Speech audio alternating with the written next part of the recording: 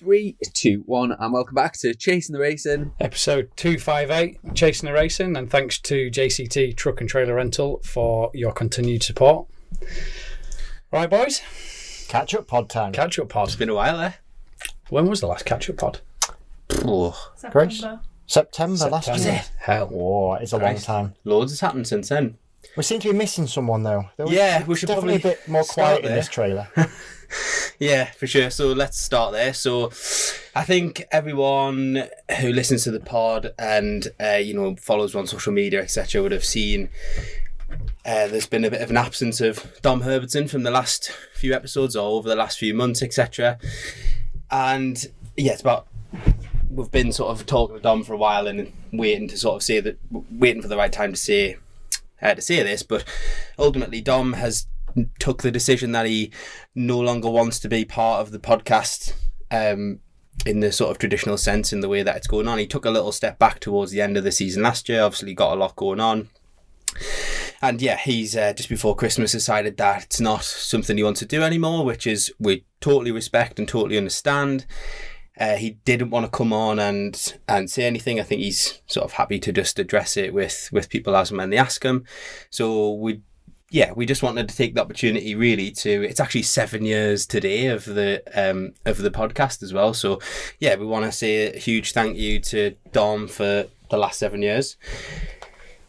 Obviously a huge instrumental part of the podcast, and it's going to be sad not to have him here, but we absolutely respect his decision. And yeah, ultimately you're going to be stuck with us three going forward. Things might look slightly different. It's probably worth noting everyone, like the three of us have got jobs, although Christian kind of doesn't really have a job, does he? He's got one of those kind of like them fake jobs, hasn't he? Like he's got a job for tax, but that's about it. Yeah. So look, we're all busy, we're all doing stuff. So in terms of who does what pods, it is driven primarily by who's at work, who's babysitting, whose wife's feeling good about it this month, and also where the guests are, etc. Obviously, when the race season starts and we're at race meetings, it's typically a bit easier. So, yeah, there's no rhyme or reason to it sometimes. And it's worth saying, like, the logistical nightmare of trying to figure out who can do it when we're trying to get the guests together. It's when the guests can do it, right, well, who's available? And we have to just drop them. So you haven't been on the last... You haven't been able to do the last 2, 3, 4. So it's real job time. So apologies, listeners. I've been on like every pod. I've been on the last 7 or 8, I think. I've had to do 4 days work in 6 months. Oh. It's hard, honestly. I've been tired. You did drive, Tim. I'll give you that one. I know. You weren't just a that passenger. much work in such a short period of time. I don't know how you that managed. many podcasts. Honestly, it's done me. Yeah. So and Joe having to listen to you. No, I just switch off. It's like white. It's like white noise. But yeah. So it's there's no rhyme or reason to sometimes who the role and co-host is. We're not changing it any further. It's just going to be the three of us. It's certainly important to us and the family, etc., that we do continue. Shame that it's not going to be with Dom. But thank you for everything that you've done for the podcast. And yeah, respect your decision that you don't want to say anything. I hope that addresses all of the sort of questions that we've had on social media. We're not ignoring you. We haven't been ignoring you.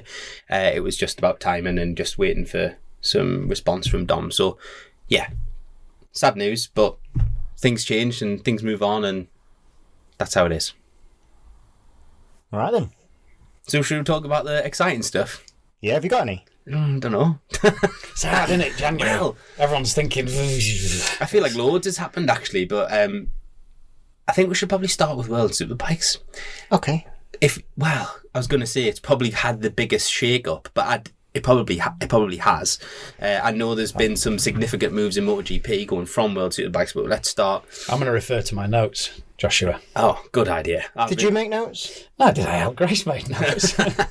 In that case, I'm going to refer to the same set of notes. Likewise. Thanks, Grace. Yeah, no, I think it's it'll be a good year, this. It'll be a good year. I always like World Superbikes, though. I found myself more interested in World Superbikes than I have in MotoGP over the last couple of years. I went fully off World Superbikes. It all goes in waves, doesn't it? You have years that are real good and not, and then, like, obviously the big Johnny years at the times when he was so flipping dominant.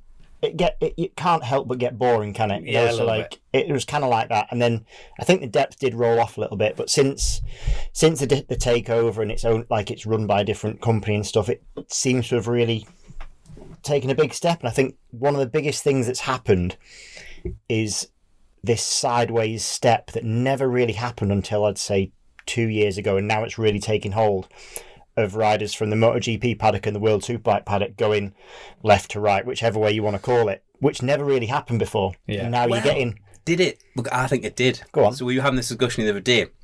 I think it did. And I think it was driven by, like, Biaggi, Checker, Melandri. I think it goes in waves. Yeah, but you think a decade and a half, maybe even 2 decades ago, there was actually a big influx of MotoGP riders going in there. They were at the arse end of their career, exactly, weren't they? at what point of their career? Yeah, now we're got seeing the it. likes of Jake Dixon. That's very true, yeah. And I think like some of it's like the Bulliger effect that's, kind of had a good Moto2 career at a point, and then it sort of tailed off and then went to World Supersport and then dominated that, and now look at him. So I think people can now see that movement works, and that's really cool. Locatelli's another one of those. He was sort of there was actually a photograph of the Leopard team from 2016 the other day, and it was like Joan Mir. No, I don't think Mir was in it then. Maybe Danny Ken, Locatelli. Yeah. Who's the Portuguese rider? I can't remember his bloody name. Oliveira. Yes. Yeah. There was a Quattararo. There was like a big group, and you think actually one's in BSB, 3 of them are in World Superbike, and 2 are in Grand Prix. Like, bloody hell. But then you've got Sam Lowes that did it a couple of years ago. Jake now. And now Jake and Oliveira. But I'll be interested to see how... And Lecuona was in MotoGP. Yeah, you're right, yeah. I do like the middle class career riders. What do you mean? So there used to be a thing like where it was you could be a 125 World Championship 125 rider or 250 rider. Sorry, I'm just looking at the list, but Baldassarri is another great example of that. Yeah, exactly, yeah. So, and I really miss that, and I kind of hope the resurgence of Supersport and Moto2, etc., is an opportunity for that to happen again. Like, you can say that again. You lost me there. You can be a really successful middleweight class rider. You don't have to be on a superbike. Well, like Sofoglu was with Supersport. Yeah. Dominant. But I feel like we've lost that for last 10 years. And then there was I feel like hopefully there's a bit of a resurgence of that, Supersport's definitely been, it took a big dive, and it took a dive and it included a lot of pay-only sort of riders that weren't there at all on there. Certainly in the World Championship. World Championship. And then, now you are seeing...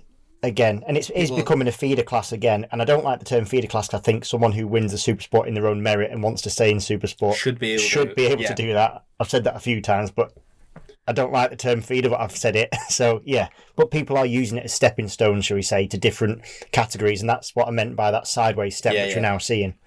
But do you think that the pure, and we'll get back to World Superbikes I guess, but the pure depth of field in all of the World Championship level classes now, the volume and the depth of field is unbelievable, that actually some people will have to stay in them classes? Like, look at Jake Dixon. Could you really say Jake Dixon didn't deserve a shot at Grand Prix?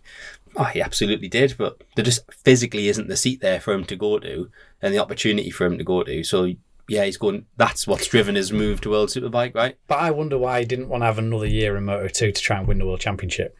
Because you've got to think, when you are capable, he showed last year even, that he was more than capable of winning that World Championship if the stars had aligned for him. Yeah, but he's fast enough. Yeah, but he had done 7 seasons or something. I'm a bit confused that he obviously that the opportunity, or almost certainly the opportunity, wasn't there, and or he's on a factory contract with factory wages and a factory bike and everything. Yeah. But let's not forget that the team he was with has a World Superbike plan. Yeah, so it's kind of, it was a bit of an odd thing for me to go, well, why has he moved? Because potentially, if however long Sam goes on, but then there was talk of a second Mark VDS bike anyway. Like, of all the teams we looked into it, he's not poor. Yeah. So of all the guys that can probably afford to put another, I mean, they've got World Endurance team, they've got World Superbike team, and they've got a Moto2 team, and obviously dipped the toe in MotoGP, didn't he? So Mark VDS has got the ability. So I was surprised that he didn't either stay on and carry on, Yeah. With a potential of one more year to try and then go on. But the Jake Dixon thing is difficult because we see in a lot of other nationalities, if he was another nationality, he would have been in the bin 5. If he's done 7 years, like, I'm going to take your word for it, I don't know. I think I might have exaggerated that, but it was a good stint. Let's call it 5.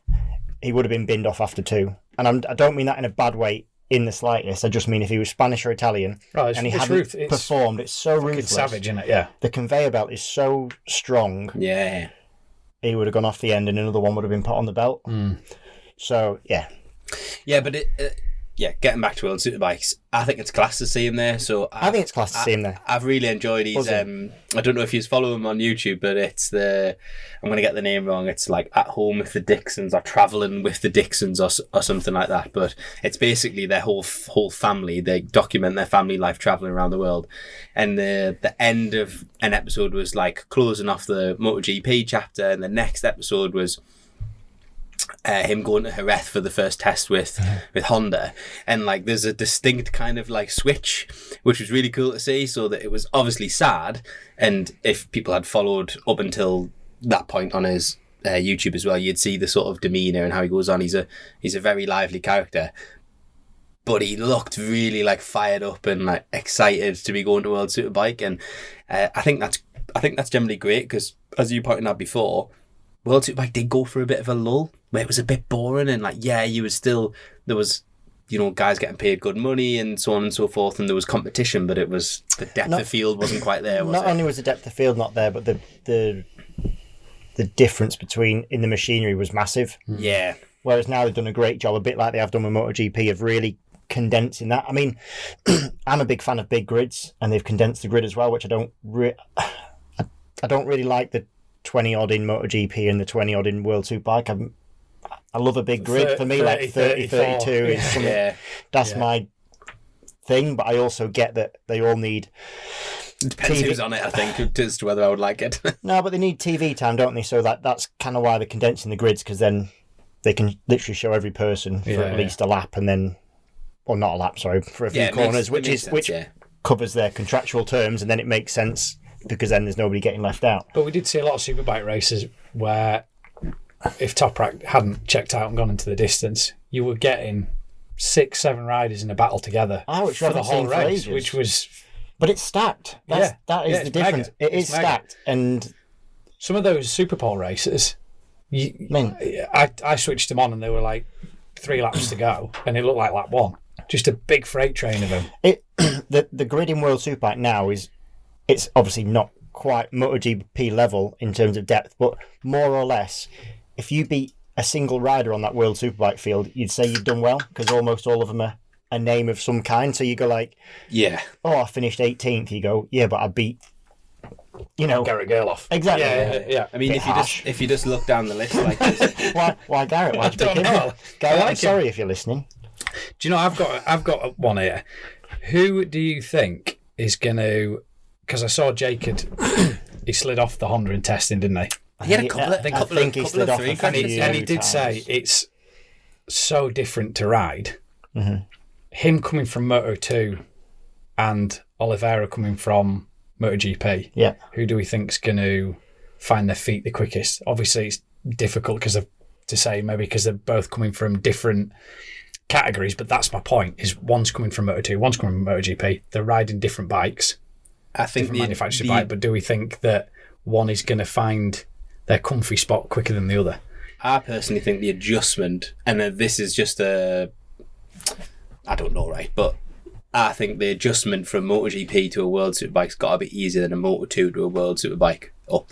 I agree. It's the electronics thing. It's the tyres are more similar in the squish and all that sort of things, and obviously the power is more akin to a MotoGP the bike. sheer a number of variables you've got to play with.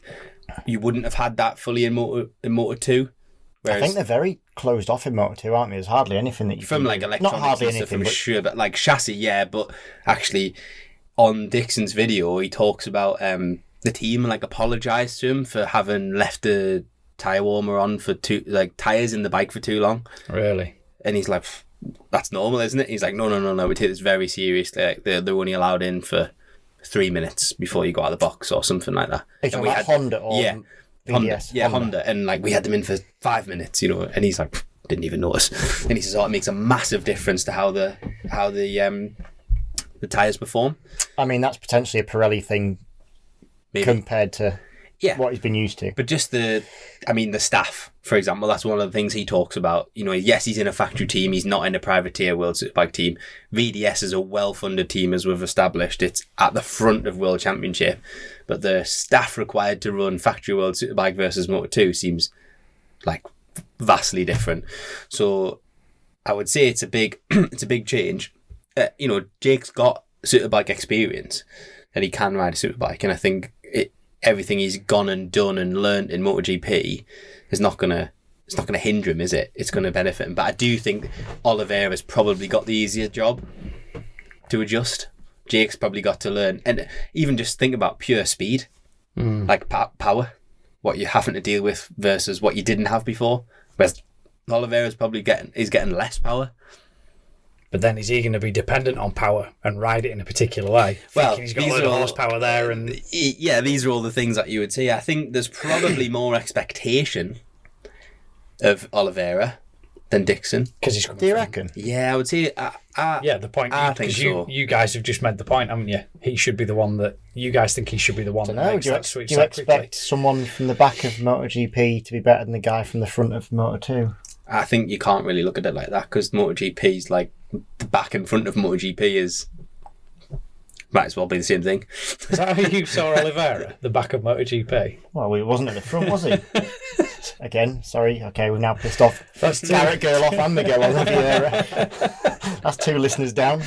But I tell you what, it is. It's all of Portugal and all of the States. I like him as well. Yeah, well, I like Garrett Gerloff.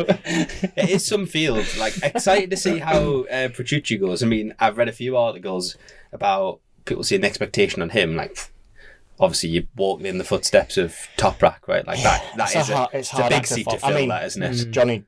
Johnny Ray, the greatest of all time superbike riders, did that, and it didn't work out too well for him. Yeah, exactly. For many reasons. I don't mean it's a direct comparison, but what I mean is it's a massive thing to do. He's always going to be compared, and even if he has an incredible season, he's always still going to be compared to him. And I really like him. I think he's like a great character. He had the hard route up, didn't he? Oh, he went like European houses. Superstock 1000 and Open, and did a good job to get where he got to. And been and done everything. Well, rode the Dakar and won a stage. The Dakar. Yeah, I forgot about that. Yes, Jesus Christ. For me, that's like his defining point. That's the best thing he's ever done, in my opinion. From our discipline, somebody from their discipline. Well, it wouldn't happen. Rally racing coming. No, it wouldn't happen. It wouldn't happen. For him to go and do that is just. Yeah. He's done AMA as well, didn't he? I'm sure he raced in AMA. He did? Yeah, I think you're right. Yeah, I think Didn't he ride for that? Yeah, he did. That Ducati. Yeah, that Ducati team. New York Ducati or New York something. Ducati had some interesting funding. I'm buzzing to see Taron back, by the way. Absolutely, yeah. And buzzing that the team is still there, yeah. for one thing, and buzzing that Taron's... Well, when we spoke to him last year, it was you and me, wasn't it? Yeah, Donington, yeah. And he was looking for a job and didn't know where he was going to be.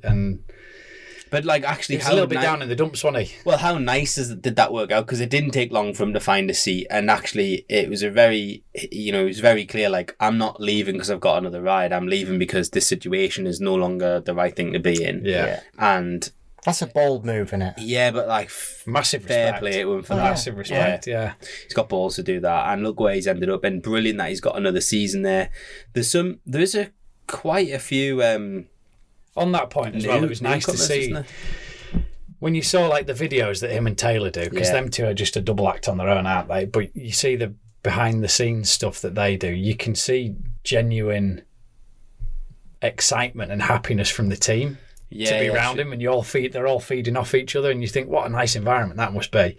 So I think it's mega for him, and I think he's only going to get stronger, isn't he? And on a good bike, and not a factory team, but good setup. Yeah. Good bike. Expect a good season from Taz. I need to go back to my notes. I guess one of the big talking points is this new Ducati, yeah? That looks like a MotoGP bike. Well, I mean, but it's also, it is, isn't it? Also a complete unknown, really, isn't it? Well, it isn't. They did a test and Bulliger went even faster than he went at the track that he smoked everyone at on the old bike. It's a worry at the first test if that happens. First test before Christmas. Right. I didn't see the times from that. He did a 37.5, Wow. which was a hell of a lot quicker than what the other went. Like, it's a big... If you're Ducati, you're thinking, we've done something good here. I'm going to get this wrong. Lacona, sorry. I keep getting the two guys that are going, so... the two previous Honda guys. I always get them two mixed up. I don't know why, but one's got the Ducati, one's gone to Yamaha. Both looking very, very good, to be fair. Be nice to see what Lacona can do on not the Honda. Yeah. I rate him. Not to speak the Honda down, but... I think he's very good. I think the pair of them are. I was always a bit unsure why Honda went the route of two unknowns when they picked those two. Not unknowns, but I mean two guys that don't know World Superbike. I thought You said it was a that strange before. direction. You thought it was But now I think those riders have found their feet in World Superbike, and we don't really know how good they are because we never really knew how good the Honda was, and now we're going to see the both of them go off together on good packages. On good packages and see, right, how good were you? Yeah. Do you know how I would describe World Superbike this year, since Johnny and Top Rack have moved on? It feels like a bit of a redistribution of the wealth. So, like, all of a sudden...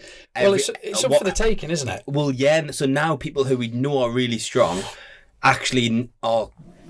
Them sort of top seats that are a bit more spread than they were before.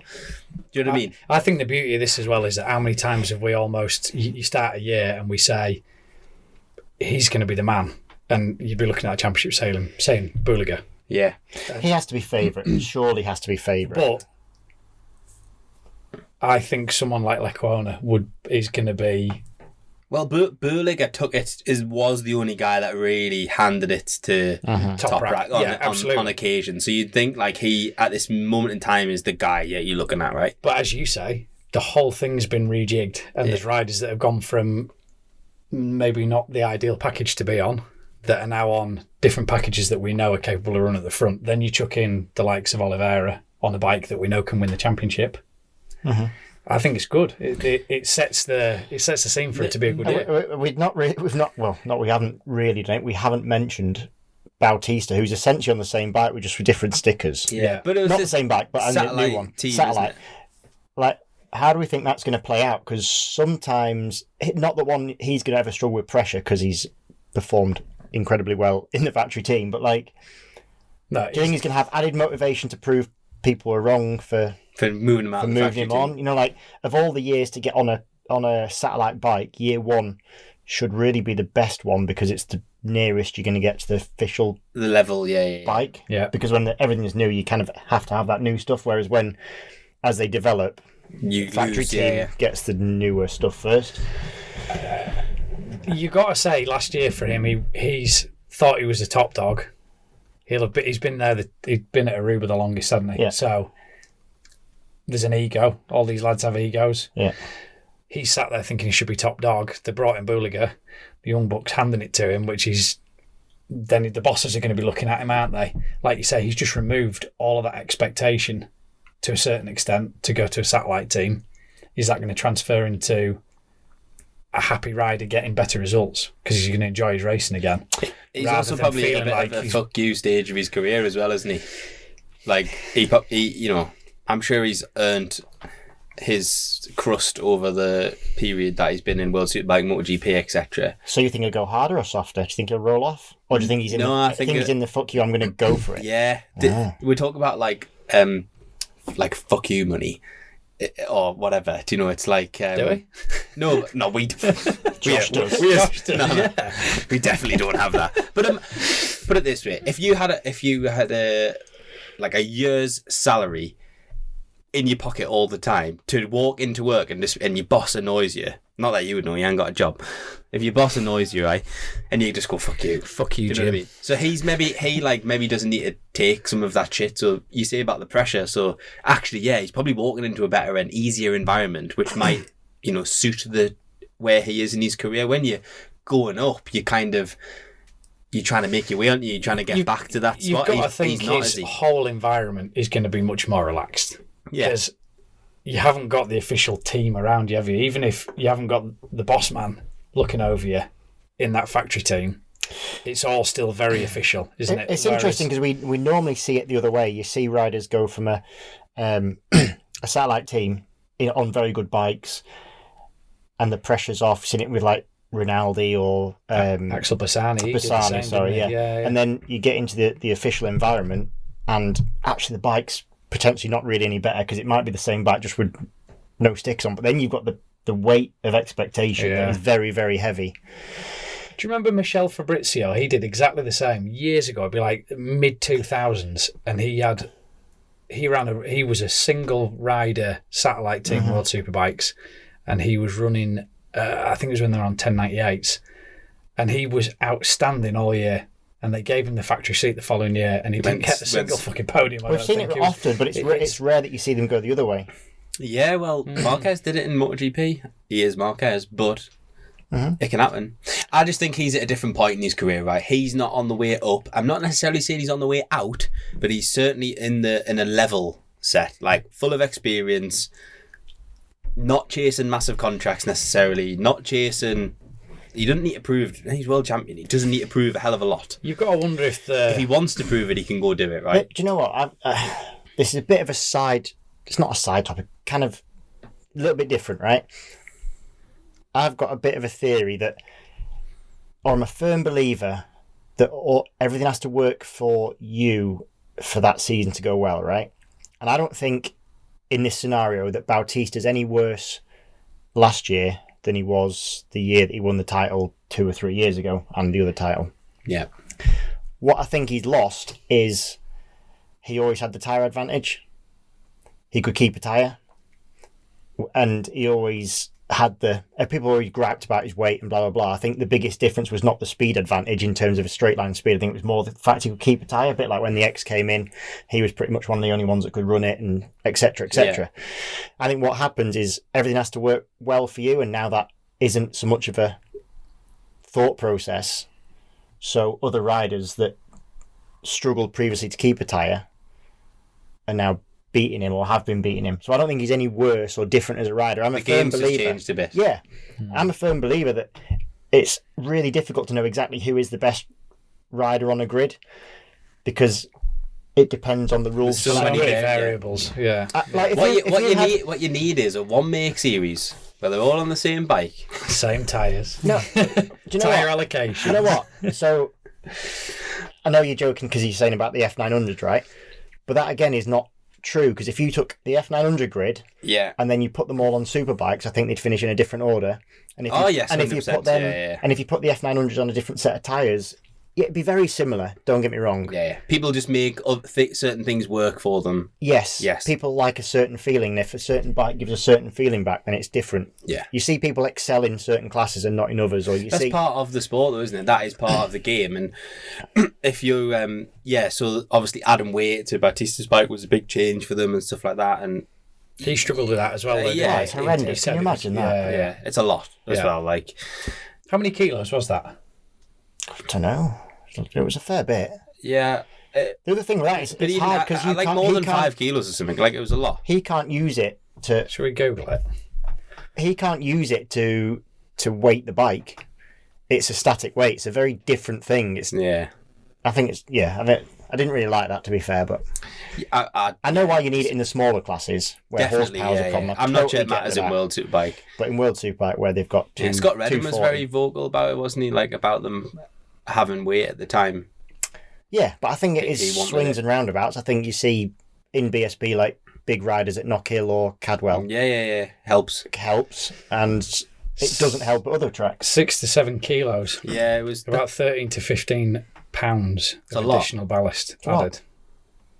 That is a lot. Yeah. And I know you can put it is when you're a little fella as well, but like, it's still not that easy. Well, I hope he does well. I like him. I think he's cool. Yeah, absolutely. Anyway, World Superbikes is a very, very competitive grid this year. Obviously, we've not talked about some of the people staying in the series. Garrett Gerloff staying on the factory Kawasaki. How new is that, by the way, apart from having Halford wings on it? I mean, I'm not sure it's changed much. Just got the wings. I think its limit is like it hasn't evolved much, has it? Okay. And then the motors, which is interesting because we've got the connection with BSB this year. So I've seen a lot of content on social media about the guys from the BSB team spending time with the guys in Spain and at the workshops and stuff Max like Cook that. and So, Joe Talbot yeah, were there's out there. definitely a connection there. Like whether it was translates into like physical parts or whatever, there's definitely a link there, which is interesting and nice, and maybe an opportunity to see some wild cards happen. You never know, both ways. Alex was very good at the test, but Alex was very good last year anyway, so... Yeah, Alex is strong, like, anyway. And they'll obviously another year of development and stuff like that. So I'd expect to see a little bit more from them guys, which is good. Who's your top 3 for the year then? Who we saying? Should we have a bit of a... Hey, we've not talked about Chantra. What? Who did he wasn't in the Honda team last year. Who was he in? Who did he ride for last year? MotoGP, LCR. Ah. I feel a bit bad on Miguel because he definitely wasn't last because Somcat was 100% last. Yeah. So that's him. He's tuned out now as well. That's three. That's of them. 3. That's all the Malaysia. I got spoofed on Grace's list because he's not highlighted as a rookie. So I was thinking he was a rookie. But yes, I forgot MotoGP. Yeah. So I mean, he's in for a big awakening as well, isn't he? Another one of them to make the shift. He was quicker than Jake at the test, which I was surprised at. It's one test, like you can't read too much into it. Yeah. But I do, you can and you can't. I do think that first, you know, if you like something straight away, and not. So I was fairly impressed that he was in the mix. Yeah, absolutely. After being he had his arse handed to him for a full season, it must be demoralising. Don't mince your words, Christian. Well, go on. Who's your top 3?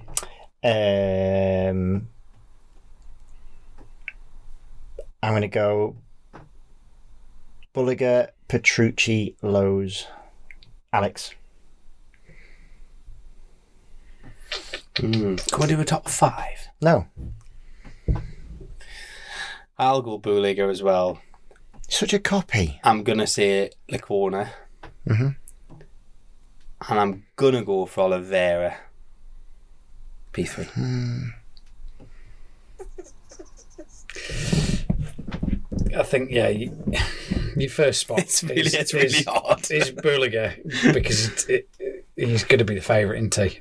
I'm going to put Locatelli in there Yeah, fair because I think he came really, really strong at the end of last year, and I think he's a slow burner, Locatelli, isn't he? I just think he seems like someone who's closer got, to the front year on year on year. Yeah, but and I think teeny he's comfy steps. there as well. Like it says something about that team. He's stayed there, hasn't he? And he keeps. This will be his 4th year with them. Do you know Fifth, what? I think, He's another one that's going to get that like pressure thing Yeah, because he's had the years when he was. you're the number one man It's now. not that he's second to Top Rack, and it's not that he's second to Johnny, but in a way, They've moved on. He is. well, the eyes are not on you so much. Well, So he's you the- can do your own thing, and when he beats them, if and when he beats It's a good Top Rack confidence or boost. Johnny, Yeah, it's yeah. like, oh my god, you're amazing. Whereas now, if he gets beaten by the guy who's just come in, all of a sudden it's like, oh, come on, man. Yeah, you're right. It's You're hard. right, yeah. And my third would be between Petrucci and Oliveira, and I'm going to say because they were both similar in MotoGP, they had like flashes of brilliance. I'm going to say Oliveira. Okay. So I'm going to go Buliger, Locatelli, Oliveira. It's funny you said about wanting the top 5, but I think that's nearly impossible because anyone from there onwards, I think, could be The only two apart from maybe 3 riders on that list. Yeah. Anyone else could be in the top 5. the two people who I would put in the mix would be Alex Lowe's and Locatelli. If those are top 5. Yeah, mine would be Lowe's and Petrucci. Really hard to tell, isn't it? Anyway, few people moving out of World Superbike, some to MotoGP, some to BSB. So we'll touch on the BSB ones. Whatever you want. I have mentioned this before, I think, but Vickers signed, sealed, delivered at Factory Honda and BSB, which I think is a great signing, and exciting. Should we just run through who else is locked in BSB? So Brad back at Raceways, Kyle and Glenn at Nitrous, Haslam at Ducati, Redden done at PBM, Tommy Bridewell at this kind of new team, which we're not hearing too much about, so not quite sure what that's going to look like. I think Honda have got a fantastic pairing in O'Halloran and Vickers. That's a strong team this year. Yeah, excited to see what Talbot does in Superbike. I think he was definitely ready to make the move, and he earned. If there was any doubt about him getting a ride last year when he was meant to go, I think what he did in Supersport last year for me proved he deserved a Superbike ride. So a very deserving rookie. I'm going to have him as Rookie of the Year. I'll have a quid on him for Rookie of the Year. Well, who's the other rookies for us? Reese Irwin and McManus. Oh, yeah. I think I've got to save a quid. No, I don't mean that horribly. Sorry, did that come out wrong? No, I didn't mean that poorly. Reese definitely listens as well. No, You took a couple of shit houses out of you. Reese, if you listen, I didn't mean that badly. I just meant You're definitely not going to beat Joe Talbot. That's what he meant. I would say that Talbot's probably just on the best package and on the best situation. Fair. Is what I meant. All right. Keep digging. I'm not digging. I don't know if I'd agree with that. I don't think I would either. I think it's I think that Bimota's going to be... Only because I know that Reese is listening. Yeah. Yeah. I'm keen to see Reese on the big bike. I just think they have to accept it's going to be a new year, and I think that they'll have some brilliant results, and I think they'll struggle some places. I think it's just how it's a it's big going task, to be. isn't it? Changing manufacturer. Obviously, Dow changed manufacturer last year. Yeah, they had a win with Brooks in mixed conditions. But it's a big. They've got two very experienced riders there, and it's a big ask, isn't it, when you change? So I think there's a bit of pressure on Max as well, because I think we talked about this before. Yeah. To deliver, like you were saying before about your T-shirt's cool. I haven't noticed that before. Thank you. Sorry, that's like. Oh look, ADHD Alpine Stars. something That'll be free. Yeah, like we were saying about the Makes it even more cool, doesn't it? the Locatelli position with Toprak and Johnny. Mm-hmm. You've sort of had that position. Jason had the position. Who was before Jason? Lee Jackson. So Max has been able to not shelter, but he's been able to keep the pressure off him and just sit and learn. But now he's stepping into your boots. For sure, in the last 3 years, if Max beat myself, Lee, or Jason, Brilliant. he's a legend. Yeah. If Joe beats him now, he's got to answer some questions. Yeah. It's a very different scenario. It's worth saying Max has done an amazing job as well, because I think he's kept you all honest. Oh, that's not me. That's just the honesty of the situation. Yeah. But Joe's got no pressure and can enjoy that journey. And I think he's probably at a little bit of an advantage in as much as he's not got used to riding a different superbike, has he? No, so learning that Bimotor, he's just learning what that bike does. And I think he comes with like a little bit more experience. So I guess why I would say he'd be my safe bet for Rookie of the Year as well, right? He did a good stint and ran at the front in a big bike class and made the step to Superbike, tested the Superbike, did well, and ended up back in Supersport, which, because there was nowhere else to go, right, and performed well straight away, which is not an easy adjustment to make. So he comes as a bit of a more ready to go Superbike rider, I would say, than the other rookies, which brings us on to the other rookies. Hawk have got an entirely new setup with Reese and Eugene McManus, two of the, what you would say, like the hottest Supersport talent, I guess, coming up through the ranks. I think Reese is a class act. Yeah, definitely, and like a good challenge for him, I think. And we've had him on here, like we know how committed he is. I'm going to put him down for the rookie. I'm still gonna have me quid. No, on Talbot. I think Reese is going to be the rookie this season. Okay. Keep forgetting we're in 2026. Yeah. Well, we'll shake on it.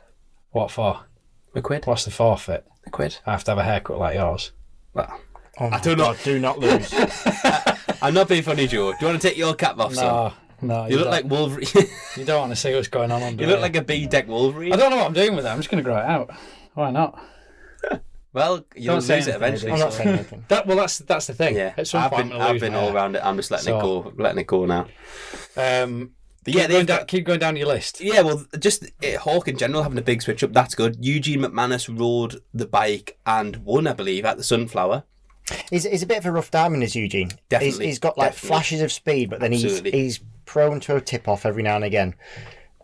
But there's no doubt he's fast. So I think that team could be good for him. I think I could see them fitting in really well there. Like I could see that setup working for him.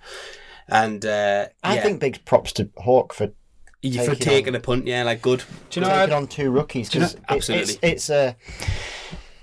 And I totally get why, and it works for me. But it's a risk-averse team setup because you would be. You don't really want to. You want to take on knowns because they've done the learning. Yeah, they've done the.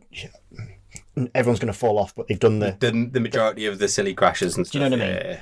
And you've got more of a known quantity. It's always a risk taking a rookie, as no matter how good they are, as Reese and Eugene are going to be, or are, sorry, but it is a risk. And so fair play to Hawk for definitely for doing that. I had a call from Dan Brooks the other day, and you do a bit of work with Dan. He rides in stock the blonde bummer. Yeah. The blonde plumber. Bummer. He calls himself the blonde bomber, but I think he's a blonde bummer. Yeah. You would know. Yeah, you would know. Saying no. And I always think it's nice to know, like, what, for the listeners and the viewers that don't maybe know what things are like behind the scenes. So Dan rode the stocker for Hawk. And is again, I think, isn't he? Yeah. And he was just telling me about how everything went last year working with Hawk and Steve Hickin. And he just said, when he told me about it, you just think that's what racing should be about. And it's still old school, isn't it? You know. Yeah, I was there in helping him learn. 22, and Steve Hickin is an old school in how he does a lot of things anyway. Don't get me wrong, it's not like there's no computers and stuff, but he's a bit more of a field guy and a bit more of a... Yeah. I don't know how to describe it. No, but you know what I mean? Just like a bit more like, right, what's your feedback? This is what I think. Yeah. Yes, then you consult the computer because you have to at this level, but it's there to validate direction, not create it, I suppose. Also, like Dan said, he started to struggle. They sort of went in at Brands at start last year, had a really strong result, thought, fucking hell, we're on for at least fighting for a top 3 in the championship, and then really started to struggle. And I think we've all been there. Your head rolls off and you don't know where you're at with it, and you think, God, I just can't enjoy my racing. I'm getting to a race meeting apprehensive and I'm struggling and all the rest of it. And Steve said, let's just go to a track day. Let's just go, and no pressure. We're not looking for any testing, no times. We're just going to go and enjoy riding a bike again. And I thought that kudos for acknowledging that in your rider and then acting on it in the way that did help him. And Dan said, that's all I needed. I just needed to go and enjoy riding a bike again and get a bit of self-belief and a bit of self-confidence. And he said we came back, started chipping away again, feeling better. I just think mega team. And they've been, how long have they been in the paddock now? A long time. Oh, years. Yeah. Must be the longest standing team. It has to be. Well, Peter Hickman rode for them 2006. Yeah.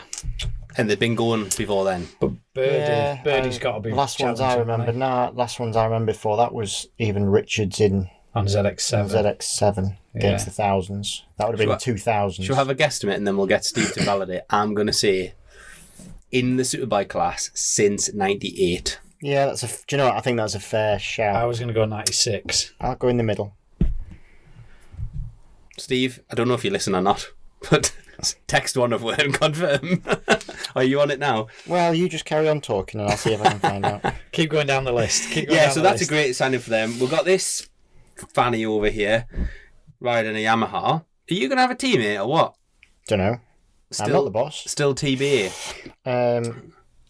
Founded by Stuart Hickin in 1996. Bosh. Made an immediate impact, entering the British Superbike Championship in 1998, winning the Cup Championship in their debut season with Phil Giles. The first podium was 2003, achieved with Glenn Richards. First win, 2004, by Scott Smart. Best rider, Christian Hidden, 2022. It's amazing what you found on Google. It's amazing how you can edit Wikipedia. Class. So you don't know if you're getting a teammate? Oh no, is that what? Oh, you are. Yeah, that's it, right. Yeah. No, I don't know. So at this moment in time, it's. I mean, the team have got enough bikes and stuff. Like they bought everything off of nitrous competitions last year. So before we go back to that, so finishing the list: Tag Honda, Charlie Nesbitt, and Fraser Rogers. Charlie's an interesting one because he's not moved bike. Most times when you move team, you almost certainly move manufacturer, which always implies a mismatch of team and rider for the want to move on. Yeah. Yeah. So yeah, that'll be an interesting one. And along with Fraser, that's quite a nice little team that they've got there at Tag. They run a good setup Tag. And then we've actually got on our list Taz Ducati with Rory, but I think we know that that's not actually the case, is it? I think it's well known that team's going to Yamahas. The strong money suggests it's going to be on Yamahas with 2 riders. Yeah, and I think the sort of rumour mill is saying Rory and Danny Kent. Well, it's worth saying now, I haven't got the list on me of riders who haven't confirmed, but there was Andrew Irwin, Yeah. Billy McConnell. Did you see his post on Instagram? Job centre. Yeah. He don't give a shit, does he? It wasn't even like a new one. It was like one of the old branded ones that you could. It wasn't even from this decade. McPhee, but we know McPhee's now off to World Endurance. Fantastic move, I think, for him. Yeah. Going to FCC. And I'd like to have seen him in British Supersport, sorry, if I'm honest, because I just think he could have been right at the sharp end. And I'd him love have that. another season on BSB, to be fair, because I don't think he really Got a showcased. fair crack, yeah. I think he got a fair crack, but it didn't work out. Yes, yeah. You can't say he didn't get a fair crack because he did a full season. What I mean is, for whatever reason, every situation never quite worked out, and it does happen. He had a difficult season. That's a very difficult season. Whereas 100% he's got the talent, but I think he's going to be minting World Endurance. I think that's fantastic. Yeah, cool. I think he'll. I think he'll just settle in there. I mean, that performance he had at Spa last year, just as it was a properly last minute standing as well. Yeah, and he was outstanding. Class. So who else is on the not confirmed? Danny Kent was one, but we've just addressed that one.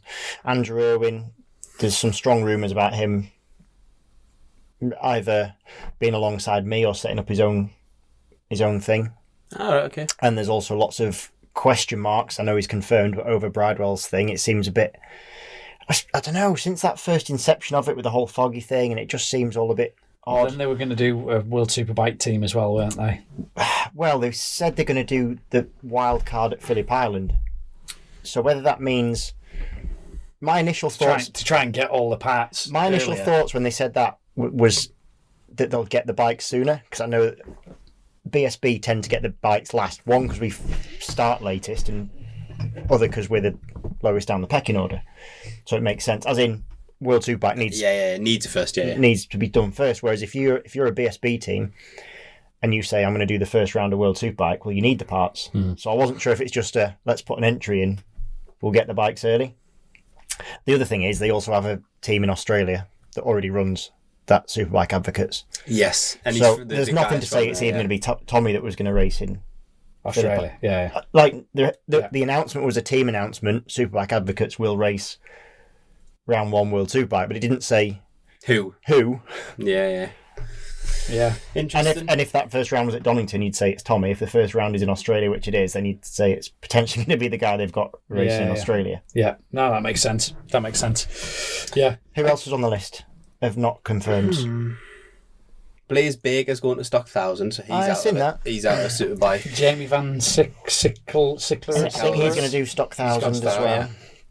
Yeah. The strong money's on Billy doing stock as well, I think. Is it? Yeah. I'd heard on a BMW. That wouldn't shock me. That was what I'd heard, but I don't know. I don't want to put any words in anyone's mouth because I think that's for Billy to announce them. Billy's ready. Hedger was confirmed the other day to stay at CDH. I was going to say on that list there isn't CDH, but they're going again. Yeah, good. I don't know whether there'll be 1 or 2 because they ran 2 last year, but Hedger's the only one that's confirmed. And then, who else is? I'm surprised that nobody hasn't taken on the Kawasaki's from FS3. Me too. Because that's like ready made, isn't it? Like, I mean, I know there's money and all that, but it's fucking expensive to do it anyway.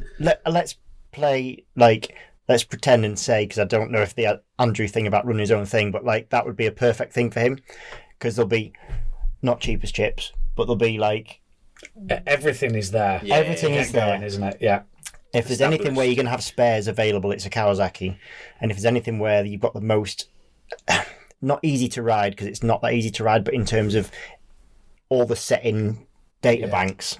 They're going to give you the whole everything is there. Like you could literally just roll out. Maybe his Nitrous will just run a third bike for him. It has happened before. It has happened before. I think could you see the two brothers there? Well, they've raced together with been teamies before, twice. Yeah. PBM and at Honda. Yes. Very true. I hope Andrew gets sorted. I think Andrew's a big talent. I mean, definitely, he needs to be on that grid. And he's like the most unluckiest sod going, isn't he? Like, just gets up to go and deliver some good results and then has an injury, and you're like, I just feel for him every time, bless him. But he's a big talent, I think. Semi BSB news, but obviously Glenn announced, or it's been announced that Glenn's going back to the Northwest. Yeah. So I heard. I'm just gonna say it, Glenn. Some of the stick that you've had on social media has made my day. It's so funny. Some of the stuff. The Glenn Starmer one was the one that tickled my fancy. I'm sure Glenn would laugh at this as well. Like, we're not slagging him off, but fuck, yeah, it was so funny. But yeah, the shortest retirement in road racing history and comeback. I kind of get it. Like, he did his speech for why he was leaving. That all makes a lot of sense. It's like his home, isn't it? Like, it's where you're from. Imagine if we had an event like that, like local to where we are. Like, it would be a big incentive to want to do it. So I kind of get why he must want to. And maybe the team he's with now, it's just more feasible, or the options are better. I don't know. Something's changed for him, and he's doing it, and I think that's pretty. Well, cool. did you listen to the speech? Not speech. What would you call it? Announcement. Press release? No, it's more than a press release. When he retired? From the Northwest, yeah. Or road racing. Yeah. I did listen to it. So it doesn't make sense, does it? But yeah, I think fine. Like, it's cool. It's good for the sport that he's going to be back there. It's good for the Northwest. I mean, flipping heck. Yeah. When we were there doing it in 2 years ago, whenever it was, standing at the side of the road watching him and Davy Todd knock lumps out of each other was pretty cool. And like, the atmosphere was amazing. Uh-huh. And I wasn't there last year. I didn't get to see the Davy Todd and Michael Dunlop knocking lumps out of each other, but it wasn't quite the same thing, was it? And I think them having local riders running right at the front of their races is part of it. And it's a spectacle. Brilliant. I think it's class. I saw Sean Muir had been quoted as saying that he thinks that BSB need to change the rules to be more in line with World Superbike in order to. Did you see this as well? Seen that, yeah. What's your take on that? I don't know the validity of the source, but I was smiled a bit when I seen it. We've had this discussion a million times about whether we think he was basically saying that the disparity between the it's stopping talent moving on for sure. But there's two lenses, isn't there? So BSB is absolutely no longer a feeder series for World Championship. Fine, but if you think you put yourself in the position of the promoter of MSV and Stuart Higgs, do you want it to be? Because I wouldn't. It's a spectacle in its own right. It's a revenue generating machine in its own right. And would you want to help nurture talent through it and then send it off somewhere else? No. So I get it. But is it a shame for the sport? Yes. Uh-huh. Does it stop younger riders like Kyle?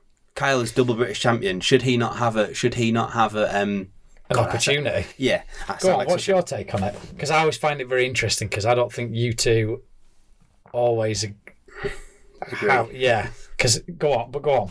Well, I'll be right. So just. I think it's a big shame when you used to have the days when you'd see Walker and Hodgson doing what they did at Donington, when you see Shaky doing what he did at Brands that year. When you get them wild cards, I used to love it when they used to go to Japan and you'd see the Japs that obviously then you don't know those guys. Yeah. We know the British guys, but we don't know the Japs. And then all of a sudden, a load of Japs go and smoke the World Superbike guys. I think that's really cool, and it gives a platform to show what you can do. Mm. So it's a shame in that respect. I do agree with Josh in terms of as a series, kind of a bit like as a team. We spoke before about the Hawk thing, it's hard. Do you want to take on the riders that then, if they do well, you're almost certainly going to lose them to a team that maybe has a better pedigree is not the right word, but you're going to potentially lose out because they're going to get poached. Yeah. It's the same for a series. If you don't really want to lose your stars because they're going to move on to another, let's say, better, but it's not necessarily better, but a better series. So it is difficult in that respect. And also, the main reason that we don't have the same rules is because we've had a pullback in terms of cost cutting. Yeah. So we already don't have an enormous grid BSB grid, but we do have a very strong BSB grid with very similar bikes, very similar level of bikes. So I think the rules are very good. In it, if anything, I would love it for. I do wish there was a set of rules that Moto America, BSB, everyone played to. Maybe not necessarily World Championship. I don't mind that being slightly set apart, but I think if every other national championship could try and form some kind of agreement, that would be cool. Do you not think that? Because I hear what you're both saying. Just playing devil's advocate here. Do you not think that if they were nearer to a World Superbike spec and that transition was made easier, do you not think that works in our favour and MSV's favour as well? Because instead of us having the same old story where we get riders come from World Superbike and they cannot get their heads around riding our bikes over here, yeah, we lose the opportunity to get the big names and the big stars that are admittedly coming back down from their best years. Yeah. But we're losing the likes of, like, Tom Sykes could never get his head around it, really, with the exception of a few rounds. But do you not think that there's, to play devil's advocate, you could say that if you enable that change the other way, then you're stopping young riders actually getting the opportunity to progress into Superbike. If you look back in BSB, let's even say 10 years, when you had, like, maybe it's a bit longer, like Shaky, Tommy Hill, Michael Laverty, Hopkins, like a lot of Hager, like a lot of seasoned Quintoli, Levier, all those people, seasoned veterans, right? I'm not saying Tommy Hill is old or anything like that. He was a young gun coming through. It was almost like you had to be exceptional to warrant one of those good Superbike seats to do something. So, like, Kyle and Brad and people going into, like, in Taron, I think Taron, Kyle and Brad were like three people that changed the Superbike game in BSB. So do you think if they'd been doing it in the era that you've just spoke of, you don't think they'd have got an opportunity? I don't think their opportunity to go to Superbike in the way they did on good machinery would have happened, because the seats weren't there.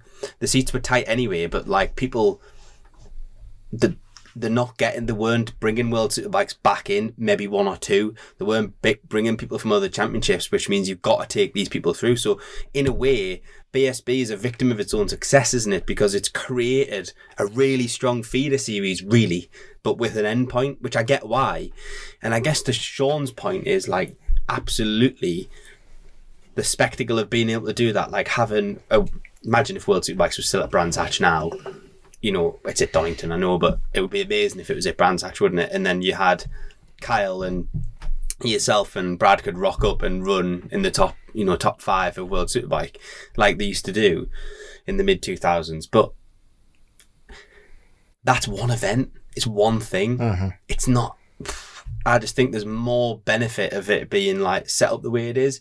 It is a shame, like, we're not pushing talent into the World Championship, but rather than trying to align the two series, could we not think of, like, something that, like, a program that supports it in a different way? But surely you could set up some sort of program that says to X amount of teams that they have to take certain allocation of rookies into the championship every year.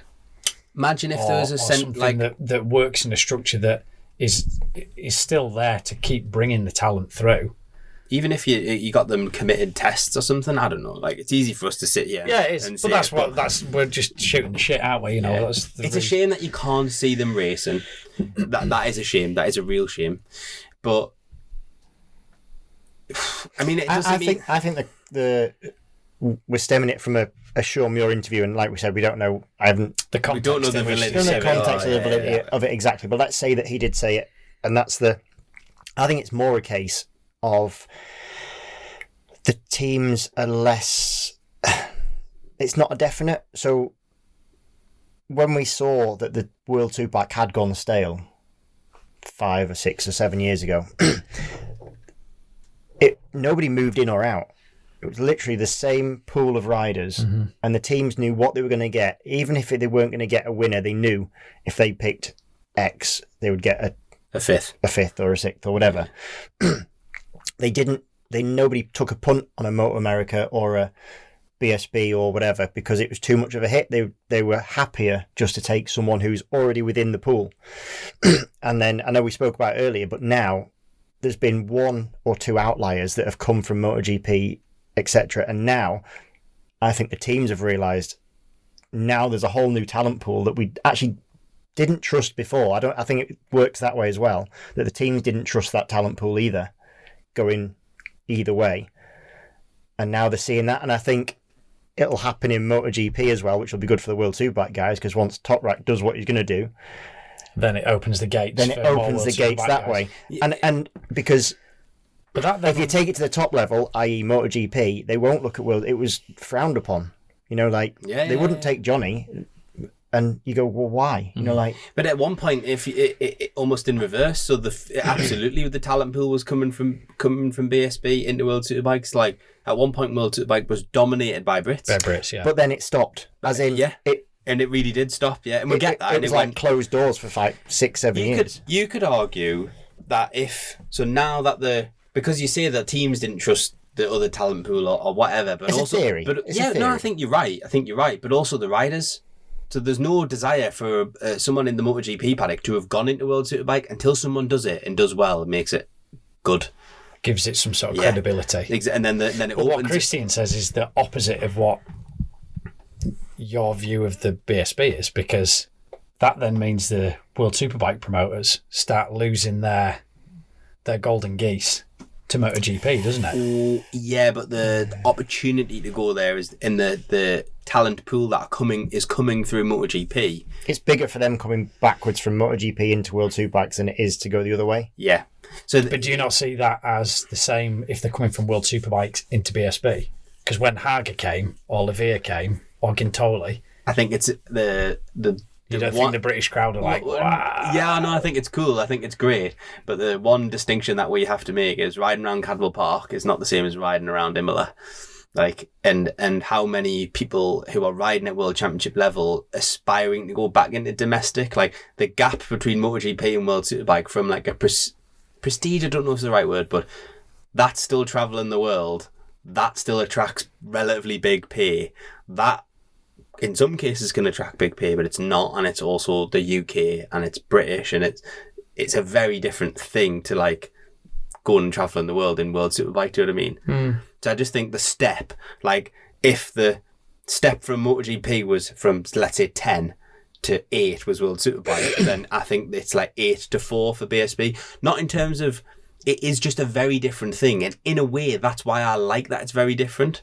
You could argue that if you are able to just promote the series and make the series in its own right powerful and desirable, that it gives the riders a platform to do a good job, to go, oh, do you know what it is? They're talented. We would like to have them over here. Do you need the bikes to be the same to do that? Only if you want to go and showcase it as a wild card. Mm-hmm. Does it really stop them from saying that person's talented? All it does is create an extra learning process, doesn't it, for a bit? But so does MotoGP. You could argue that none of them are the same, and I quite like the fact none of them are the same. I'm not in the position where it's really going to bother me. So you're just seeing it from a fan's perspective. Like I get the logic, and it would be mint to see wildcards at that, but wildcards at that don't happen anywhere now. Moto3 maybe. That's quite rare. Yeah, it's very rare. Even when we go to Japan for MotoGP, it doesn't happen. Yeah. The one guy missing from the missing list. 8-10 team are going to go again with Hickey and Toddy on the BMWs. And then one that I've heard a rumour about, but it is a rumour. Rumour has it. Is Mikkelchak. You've been waiting ages to do that, haven't you? Yeah. And then you shoot down my line. What was your line? Ilya Mikkelchak. Yeah. So obviously Stock 1000 champion. Outstanding performance last year in Stock 1000. First year on the British tracks, most of them, and just smoked. Yeah, it was incredible, wasn't he? Incredible. But yeah, I've heard that he's going to be making the jump up into Superbike on a BMW. He'd be a great addition to the BSB. Yeah, I think it'd be fantastic. I was going to say paddock, but he's in the paddock, but in the class, and I think it would be good for the MLAV team as well, because well, I like Michael for one, and I think it's good to have another team in the paddock, and I think he brings a lot to the paddock. Michael's set up and everything with a lot of experience, loads of different paddocks as well. So I think it would be good. I hope it's true. I hope he's in it. Yeah, I hope it's true. Yeah, I think it'd be class. I hope that's the case. I mean, I would love it if it was a 2-rider team and Kerr got another shot as well, to be fair, because it's difficult being the first year in a team and the first full season as a superbike rider and everything all in one. I think he does, not that deserves, maybe not the right word, but I think it'd be unfair to not get another go. I would actually like to see Kerr on Stock 1000. Would you? Yeah. Because I think he did so well in that series and then had to... I think he went to America or something, didn't he? He did something. After the season that ended for him. The controversial season. Yes. Yeah, and then he's not... we sort of haven't seen him back. Well, he hasn't had the best results in Superbike, totally understandably, right? Mm-hmm. That's what I was kind of saying. Yeah, but like, fucking go and try and be at the front of Stock 1000 would be really cool, right? Build on it, and if he can get a shot on a Superbike again. However, the shot to ride a Superbike doesn't happen very often, so if he's got it, then he'll take it, won't he? But yeah, I guess on the subject of 810 racing, should we just touch a little bit on some of the road race news, or maybe lack of road racing news, let's say. It's difficult, isn't it? We just had a bit of a chat about that before, and you know what it's is always typically later in the day, isn't it? It's sort of don't really get going till we know what's happening with the Northwest, and then that leads into the TT. And I mean, we touched a little bit on. Oh, my mic's just come back on rather. Mine too. Rather strong there. Yeah. No, that's fine. Something happening. We touched a little bit on Glenn going back to Northwest, which is I think super interesting. Rapid Honda did an announcement just yesterday or the day before to say that Jamie Coward would be riding their bike I did see that, at the TT and Northwest and possibly other events. I don't know if it's specified. They're also going to be running 2 guys in Stock 1000 and BSB. Declan... I don't know. Connell. Yeah, I just know him as Deco. Don't know his surname. Yeah, I was the same. I knew it, but I couldn't say it. I think that's great. Really good. I know we're talking about road racing, but why? Was it Ash Barnes was the other one? And Ash Barnes, yeah, who moved out of sport bike, running at the front, and then jumped in and did a really good job in Stock 1000, which I thought was cool. So interested to see them too. I think they're a cracking team. Obviously, the team that Owen Jenner was riding for. I think absolute credit to them that they're going to continue and go on, and they seem to do a great job. Very well turned out outfit. Be interesting to see how they go on the roads with Jamie. He's obviously a doer, like a top 6, top 5 man, isn't he? So be good to see what he can do on. They have a very close link with Honda. I think that you can very much see them as a traditional satellite Honda type team. 100%. Is a good way to sum them up. And other road racing news, Dom Herbertson is going to be riding the KTS Triumph, which is like the official Triumph entry, which is pretty cool. So that's a good middleweight bike for him to do the TT, I'm assuming the Northwest and maybe a few others. No announcement on big bike wise what he's doing, but we're all rooting for him and hope that he gets something good. It'll be sort of some of the best structure he's had. Definitely, one of the best opportunities that he's had. So, you know, that trajectory of seats and rides is heading the right way for him, and it's I think he's going to struggle to find a better super sport bike and package. 100%, yeah. And I think the KTS team have like experience in running the big bike and have ran a big bike as well, so it's possible that you'll have the whole package will be there. Yeah, the same with the twins as well. Because Jamie's always gone really well on there. I think there's there's essentially a Triumph twin now, isn't there? So they can run sport bikes now, I believe. Oh, can they? Right. Yeah, well, Hickey's been running an R7, hasn't he? So you can run the 6.7... Is it 675? Whatever the Triumph sport bike is. So I'm pretty certain you'll see... I don't know.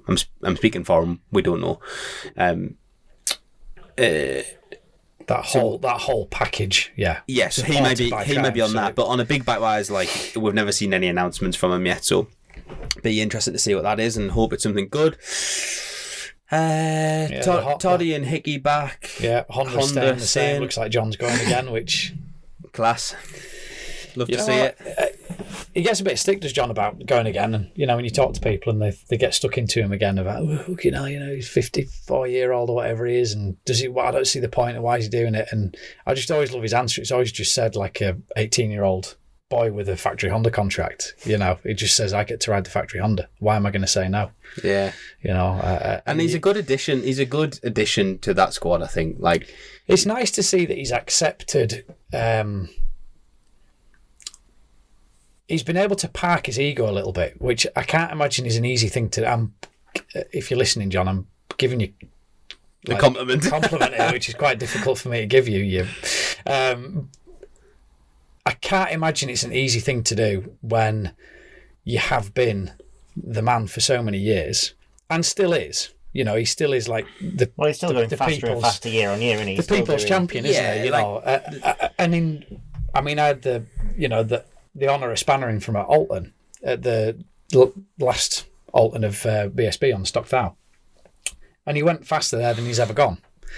He's getting faster, and he's able to. And when you look at his position in Stock Thou, he's top 15. He can run in the points. That's shifting. That's saying something for a bloke in his mid-50s, riding against lads that are in their early 20s that still are just taking their brains out, and he's thinking the whole time. He's not risking it. He's not bouncing off the fucking white lines, and I just think, absolute credit to him. Yeah, and I think he said it before. If he was frightening himself and having a few moments and thinking, oh shit, then we'd be having a different story. And he said that I would be able to walk away if that was the case, but it isn't. Yeah, and he's doing it. Who else do you give that seat to? Well, exactly. And let's be honest, I don't think that it's taken away from anyone or anything. I think he adds to that setup. Honda have the facilities to run another one if they wanted. If there was a talent there that they really wanted to take on a younger rider or whatever, they could do it if they really wanted to. So I'm not sure that John takes anything away. I think he only adds to it his experience and knowledge. You only have to see him sort of like cutting about the garage and stuff and the things he says to people. Well, you watch him and Dean talking, and it's nice to watch. You can see John's interested, offloading that data, and Dean's a little bit like listening to Guy Martin. There's a million things coming out of his mouth at once, but because the way his mind works, he's very technical and mechanically minded. So he's throwing all these things out, and you can see John sort of taking it in, and he throws a few things back, and he's bringing so much experience of those Hondas to the table, definitely. and it's just a team that works, and he's really happy and genuinely happy for Dean. When Dean won last year, there wasn't a fucking hell. Even behind the scenes, you talk. He's not going slow. He's not going slow, is he? Like you say, he's going faster all the time, and he's still doing unbelievable speeds on the TT. So, in terms of Brooks, he'll go back again this year to the TT. I hope so, because he's always, for me, blows my mind that he can do it. One road race he goes and does, and he always does 133s, 132s. Be cool to see, wouldn't it? I know he's got a big job on with Dow. I think the expectation is there to deliver, isn't it? And I don't know in terms of I've heard on the grapevine that Hutchie's up to something new. I don't know what. I've heard that quite, but I've heard something, and I've heard. The one person I haven't heard anything about is Connor Cummins. He's running his own. Ah, right, okay. He's going to run his own outfit, I believe. So he'll be there and he will be there, but he's going to run his own.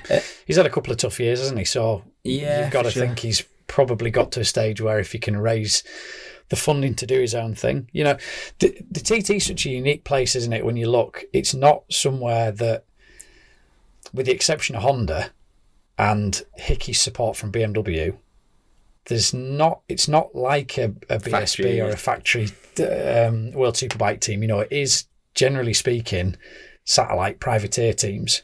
Yeah. So I don't think that it does Connor any damage if or reduces his chances. Yeah.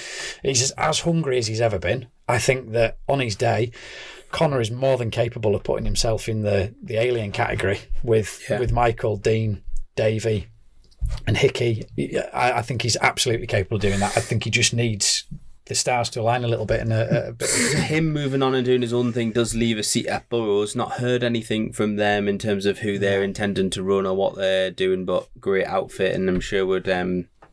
If at all, of course, because maybe not. Yeah, maybe not. Burrows Junior is now doing really Super good well, things, yeah. and if your lad's doing well, I think I know You which wanna path I'd concentrate follow. on it. Time getting invested. It's worth. We have to give a big shout out to James Hillier. Obviously, ploughed all that time and effort into doing the Dakar, and unfortunately, how many days? He didn't get many days in, did he, before he snapped his elbow? Which is Might have been day 2. I think it was day 2. Christ. But I know it's a bit off topic, but Dakar over 50 hours of racing, and the difference at the end was 2 seconds in the bikes. Is that what it was? Wow. 2 seconds. That's incredible, isn't it? The guy that was leading had a 3.5 minute gap. The last day is a bit like it's like 150 Ks, which is nothing compared to sometimes the days you've been doing. Yeah. Some of the days they do 700 Ks in total, which is including road section and timed, but some days are 450 odd Ks of race time. So the last day is quite an easy day, almost like a finisher sort of thing. And literally the last turning point on his road book, the leader had 3.5 minutes or so at the last time check, and then took the wrong turn, the very last turn, the wrong way. Went 3 Ks the wrong way, which obviously a 6K difference because he had to come back again. Lost by 2 seconds. He lost in the end. He lost, yeah. The one that was leading lost. Could you live with that? And what was interesting is the way that they work it, because sometimes they don't want to win the stage because they don't want to open the road and vice versa. But the guy who he was battling with was waiting at the finish line, so they almost had an exact reference. He knew if it took him a certain amount of time to arrive, because the other guy should have already been there, if that makes sense. Yeah. And he got to the finish and was like, "Where's the guy that is winning?" and wasn't there. And then there's videos obviously it's on camera of him looking back and just waiting to see. Can you imagine? 2 seconds. They'd be gutted. I mean, we could have a whole episode just on the Dakar, and you know what? Maybe we should. Maybe I'd like that. Maybe we should. Yeah, maybe we could get some Dakar veterans on. But I'd love to get Sam Sunderland on. Yeah. Well, he has made a commitment. I'm just going to throw him under the bus. He did say he would do it. He did promise. We'll get on him and get him back on. But going back to the roads. So Hillier, hopefully, I do speak to James quite a lot, and he says he'll be back on the grid. Brilliant. Probably the nicest guy in racing ever. Yeah, I'd agree with. I said the nicest, not the tightest. Wow. Ouch. For our audio listeners, I was pointing at myself then, by the way. If you didn't hear his brain flexing. I feel like we're going to jump around a bit. Have we sort of wrapped up the road stuff? Yeah, I think the guys we haven't talked about on the roads, it's fair to say Mickey D and all them people come a bit later on, closer to the road season. We'll probably do our roads episode when there's more. But as it stands today, that's kind of all we know. Mm-hmm. The big four are as was sort of thing. Yeah. As in, I know Michael's not announced, but he'll do his own usual Michael Dunlop Racing collaboration with. He'll have changed 3 teams by plenty of people. Yeah. So that's all very interesting. Really? MotoGP? Yeah. I'm going to start this with like a real bombshell, something that I heard online, which I thought, I really hope that's true, but I don't think it is. There's a rumour in the Spanish press, and it's been referenced as Operation Hamilton, and it's that I can't remember his name. I've gone blank. Well, this is an absolute bombshell. What do you call him? He's riding for KTM at the moment. Acosta. Sorry. Yeah. I kept thinking Quartararo in my head, but I meant Acosta. That is deal done already, signed with Factory Ducati. Why is it called Operation Hamilton? No idea. I thought that was going somewhere completely different then. Me too. No idea, but that's what's been referenced. It done me, because obviously there's plenty of rumours going around that Lewis was going to run the team. I thought that was where that was going. I think it's referring to Hamilton to Ferrari. I think it's referring to that. I could be wrong. Whoever came up with that, do not reference car versus bike. I could be wrong. But this has come from... I mean, you could be very wrong. You didn't even know what you were talking about when it came out. But so the story comes from, and again has been in the Spanish press from some quite well-informed... In fact, I can't remember what you said. Acosta's going where? To Ducati. Is the main rumour, which would be cool. Would it be cool? I mean, it's not really a bombshell, is it? He's a pretty talented kid, and Yeah, but it's cool. You see, I've got. When would you I've have not someone got the signed same... up before the even new season started? So like, it gets early and earlier, doesn't it? yeah, but that's what I mean. Like, that's what's interesting about it. That's why it's cool. He's a super talent, so you can see why people are going to be scrabbling for his thing. And Yeah. I guess after Ducati had suffered what they suffered with Pecco last year, who I still love, but after he did what he did last year, you can absolutely understand that they're going to want to nail down their next guy. So yeah, makes sense. They've got to keep that powerhouse thing. You've got to, haven't you? Yeah, definitely. And I If think you stand still, then you're going backwards, aren't you? So Yeah, they have to keep signing. 100%. The other big news that was out recently that is apparently VR46 is going to be up for sale and might not move past this season. Well, as Rossi's team. Which year are they bringing in the new engines? That's next year. So, As in, I forget what year we're in. we're in 26, aren't we? So Yeah, so you mean 2027 is this. They're going to 700s, aren't they? VR46, there was a thing the other day, and it was all the liveries. They are getting progressively uglier. Oh, the black and the black and The black was Dago. good. The first one was good, and now No, it's it's just white getting, and- it is getting worse. It's black and worse Dago now. and Have worse. they gone black again? Dayglow. Yeah, it's like one half black, half, but it's like not a solid line. It's like a merged. Well, it was merged last year with white, wasn't it? It was white. Yeah, but the white looks And fluoro bad. yellow. Yeah, I like the black and I think looks good.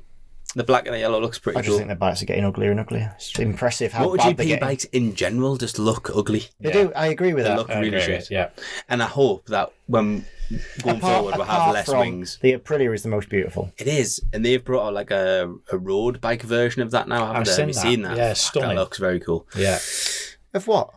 Of the MotoGP bike, Have they? yeah, like a. Because they did that like a RSV special. X, didn't they? Which is the superbike type thing. Is it This that? is like I think Honda RC Oh, is it? V. I think I could be wrong, but it looks very much like the GP bike. It looks really cool.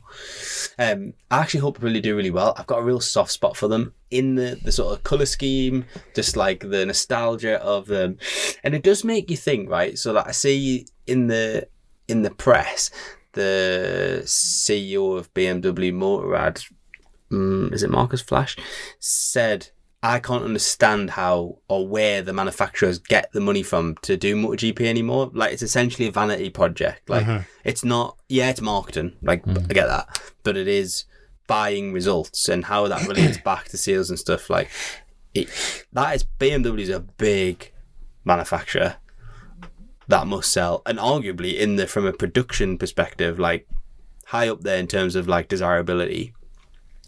If they are saying like they can't justify the cost of MotoGP, like Jesus, They've got how many scooters do Aprilia sell? Yeah. Or Piaggio? Yeah. Like the group, like it is a lot. And I know Ducati's primarily always been a racing brand and propped up, you could argue, by Volkswagen Audi, but. Interesting. I'm just going to jump to a Patreon question. It's not directly linked, but it does have a link because Mike Bates asked, "What's the lad's thoughts on the Chinese manufacturers becoming more prominent on track and with road users?" CF Motor. He goes out on, but Did you see that thing? I think what we don't realise is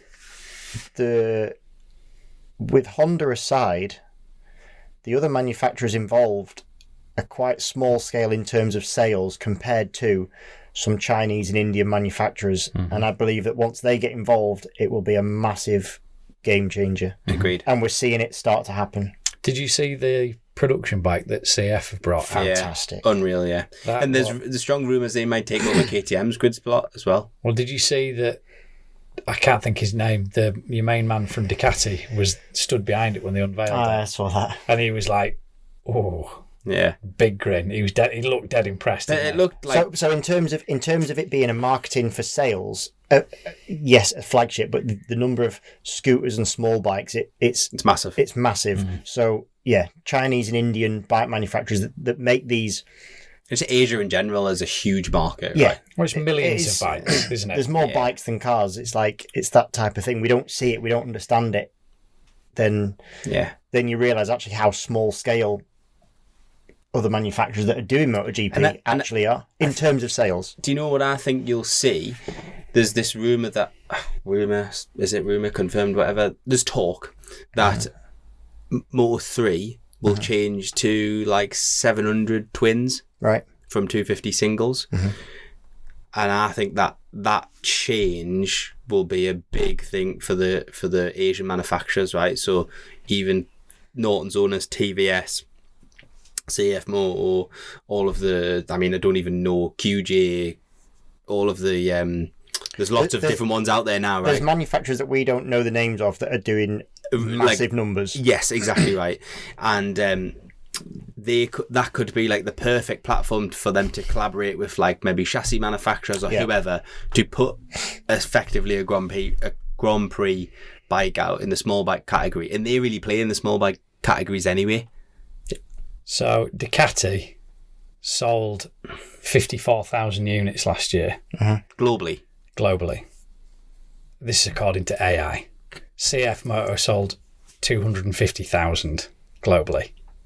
So, and you've got to think, well, there's other manufacturers that'll do more than a million, more or less, roughly a million. Yeah. So you can then see that as a marketing strategy, it's very different. Yeah. Or it's applicable and it makes it a worthwhile venture. It's good for our sport. That's all. Let's always remember that. Yeah, it's embrace good for the it. sport. But it is interesting to see the landscape of MotoGP changing, and maybe we haven't fully seen it yet, but it is going to. I think. I think in all motorcycling, we're seeing a broadening away from the big 4, 5. You know, the like Honda, Kawasaki, Yamaha, Suzuki, whichever it used to be. It's no different when it happened to the British motorcycling industry. It's all sort of expanding out in and you could argue road bikes and off-road bikes. Yeah, you've even got like Cove coming into different things.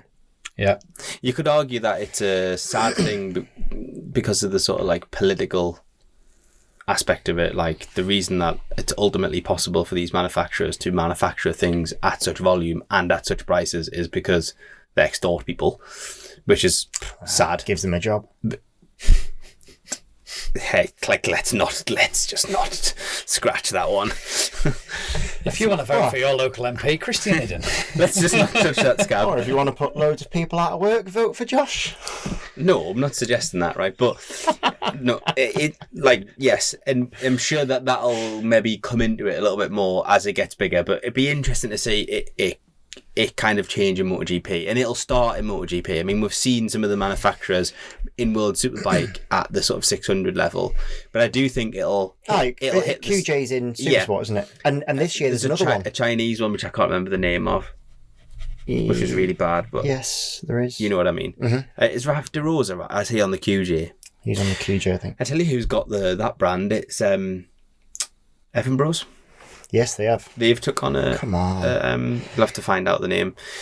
Which is a big team, right? Like a championship winning team, so it's interesting. But I think it'll affect the smaller capacity classes first. Yes. Then the sort of like bigger sort of like the Premier ZX Moto. ZX Moto. Oh, what a name. I like that. That's given 400 Supersport vibes, that, isn't it? ZX Moto. Nice. And scooters. Yeah. That you ride off a curb and handlebars snap on you. Yamaha's engine rollout wasn't that interesting, was it? Well, it was interesting, but didn't seem to garner any, like... I feel like it's sad for Quartararo and in general, just like that he's been with Yamaha all that time and they just can't get it right. I mean, it's a shame for him because he keeps going, fix this or I'm going to leave. Then he doesn't leave. And then he doesn't leave. You've got and to they don't fix it. At some point, you've got to shit. I'll get off the pot, haven't you? Like, but where it's hard for him is there's not really anywhere to leave to, unless he does the Marquez route, and you have to. I'm not saying he doesn't believe in himself, but that's a big risk to take because there is no factory rides at the minute, or for the foreseeable, really coming available. It's different. It's different. I tell you what, I do want to speak about. I mean, I know we've spoke for a while, but then have you seen things with Jorge Lorenzo working with Maverick Vinales? Yeah, very cool. I like, and they're out in the rain and doing stuff. I think that's really cool. I don't get it. They're both two similar fucking- do you know characters, though, something? aren't they? They're both a little bit. Knew you would say that. That is such a Christian thing to say. What don't you get? Doesn't make sense. What? He's gonna like give you some really fucking boring scientific reason why Well- he thinks riding around a kart circuit on a 600 is It's not not a good idea. It might be boring, but it's not scientific. It's nothing to do with riding around a kart track. Although that's a separate thing. To be fair, I'm You not bringing sure. Lorenzo into it. You don't understand why Vinales needs or would want Lorenzo. And vice versa. It doesn't make any sense for either of them. Do you not think they're both quite odd characters, though? I just don't get it. I don't get if you're Maverick Vinales, you can employ someone far better than Jorge Lorenzo to do what you're doing. Define better though. Yeah. By that, do you mean By somebody being- more by- suitable for by coaching? Being an ex-world champion doesn't make you a great coach. Some of the best coaches aren't the fastest riders. Who do you want to be coached by, Mike Tyson or Mike Tyson's trainer? Yeah, well, like those who can't do teach, apart from my gorgeous fiance who definitely can do and does teach as well. Ouch. So have you just insulted all teachers now? Whoopsie. Filthy. So Paul Riso and Anna now aren't going to listen to the pod either. I've lost where I was at. No, I get what you're saying. You don't but- understand why he would And he was an absolutely pathetic test rider, was Jorge Lorenzo. So Yeah, but maybe he doesn't understand what he's doing. Maybe he couldn't be bothered. Why couldn't he be bothered? Because there was no reason to. So there's no reason to do this. Jorge Lorenzo does not need a pay packet. Doesn't make sense, right? Yeah, but he might be genuinely interested in it. Don't believe it. Why would you want to stand out in the rain in your nice little scarf? You might miss winning. You might miss a challenge. You don't know. I'm just saying what I think. And so from Vinales' point of view, you could hire, I believe, a better trainer for a far smaller price. And from Lorenzo's point of view, he doesn't need the money. He doesn't need to stand out in the rain. He could be doing better things with his time. I get your point. So that's what I mean. It just doesn't, from both perspectives. But I did hear, might not be true, that there's a bit of a Jorge Lorenzo documentary type thing that's going to come off the back of it. I was just going to say that. And do you? And actually, Do you know what I mean? Do So we even? I think that's where There's it's at. something in it for him. And do you know what really? It's I great don't on want me to be that- as pessimistic as that. I want to say that you've got someone there who devoted his whole life to a sport and is probably like a lot of retired world champions, not really sure what to do with themselves. And he's kicking his heels and doesn't know where to be or where he fits in or what he does because he's spent all his life travelling around the world devoting. I don't know. Maybe that's okay. rose tinted glasses I'll looking at it take that it. way. But And yes, he has just taken on a kid to his management thing, which I saw. But if that's the case that he wants to give back or whatever, I don't think he's necessarily give back, giving but back. It's still like, be I need a involved. purpose. I want to do a job. I need to do something. then I don't Sitting understand around why eating you'd choose nachos all day and drinking fucking. Mav. I get lots it. of It things is. don't I understand. It's the only one that have it. I hadn't thought of it like that, but it is. Now you're saying it is a bit of a weird setup. But it's not to the normal person. You've obviously thought about it. You're not normal. You've obviously thought about it being like, well, actually, is he the best person? But we don't necessarily know his credentials as a bike racer. We know, but we don't know his credentials as a coach. Or Yeah. he's obviously had a lot of experience through the paddock. Lorenzo was also one of those guys that, like, the minute he retired, his whole persona changed, didn't it? So he like never used to say anything on social media. He was very like this, and then all of a sudden, like, he was talking about his life and he was on social media and saying things. Like, he very much changed when he retired, and maybe like he's gone through that period and just decides he wants to do something different. They might have it might be born from a friendship. It could be born for lots of different reasons.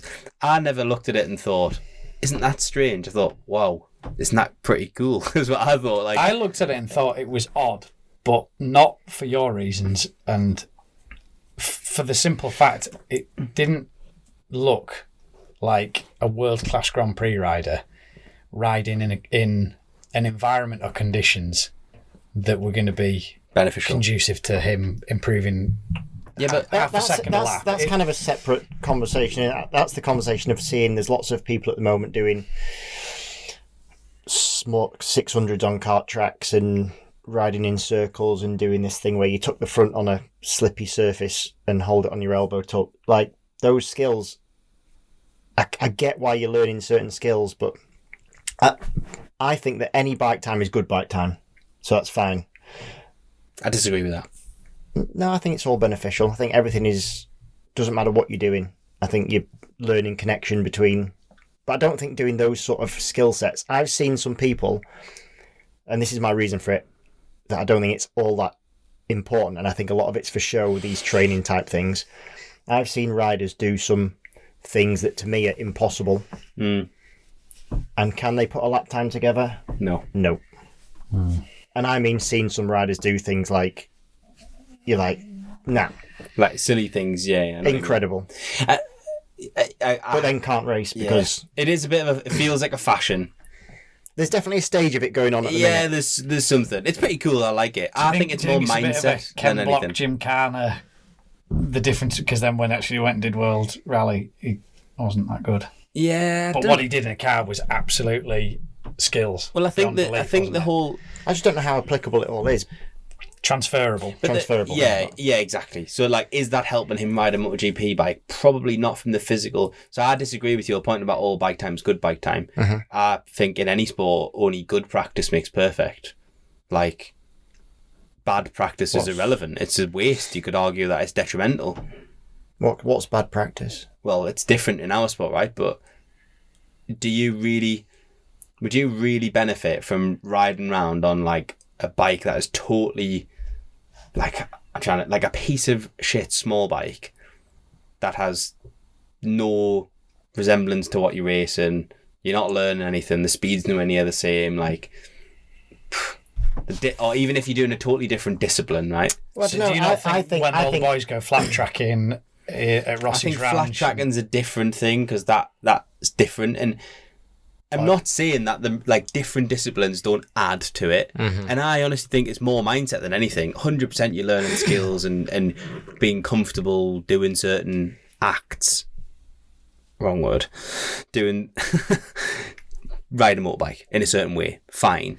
But like I think the Lorenzo thing, it's probably more mindset that there's some really good interviews with the guy who was Lewis Hamilton's teammate, I can't remember his name. Good with names, you aren't you? I'm really shit with names. I'm having a really bad day with names. George Russell. No, it was before that. Bottas. 2000. Rosberg. Yeah, he beat him. And he talks about how he basically just like, this is extreme, but he like had no phone, no social media. Like everything he did from the moment of waking up to the moment he went to sleep, he basically abandoned his family. Probably not that thing, but like, and his family were totally on board with it, but everything was about being a world champion, and everything was about beating Lewis Hamilton, right? And I do think that at that level, the whole mindset thing becomes way more relevant, certainly now than it ever was. Maybe because we know more about it or something. I don't know. So maybe it's more to do with that. And who better to talk to you about that than a former world champion, who you could argue was a pretty odd character. I went about things in a certain way. Well, the way it would work for me, from the Instagram shorts that I've seen a video of Lorenzo saying, like, he says, do 10 laps, but keep it smart. And I'm thinking, what do you do with that information? Like, that's just words. And then there was another video where he came into the pits and he obviously done a good lap time. And he's going, see what you do if I tell you. I would want to throttle the bloke. Like, yeah, that there's would maybe me. an element of showmanship to the whole thing. I get that. Yeah, I get that. Wouldn't work. And unfortunately, that is kind of the way the sport is going. I'm not going to employ Jorge, which is probably where I'm going wrong. Yeah, couldn't afford him anyway. Even if you could afford him, you wouldn't. That's true.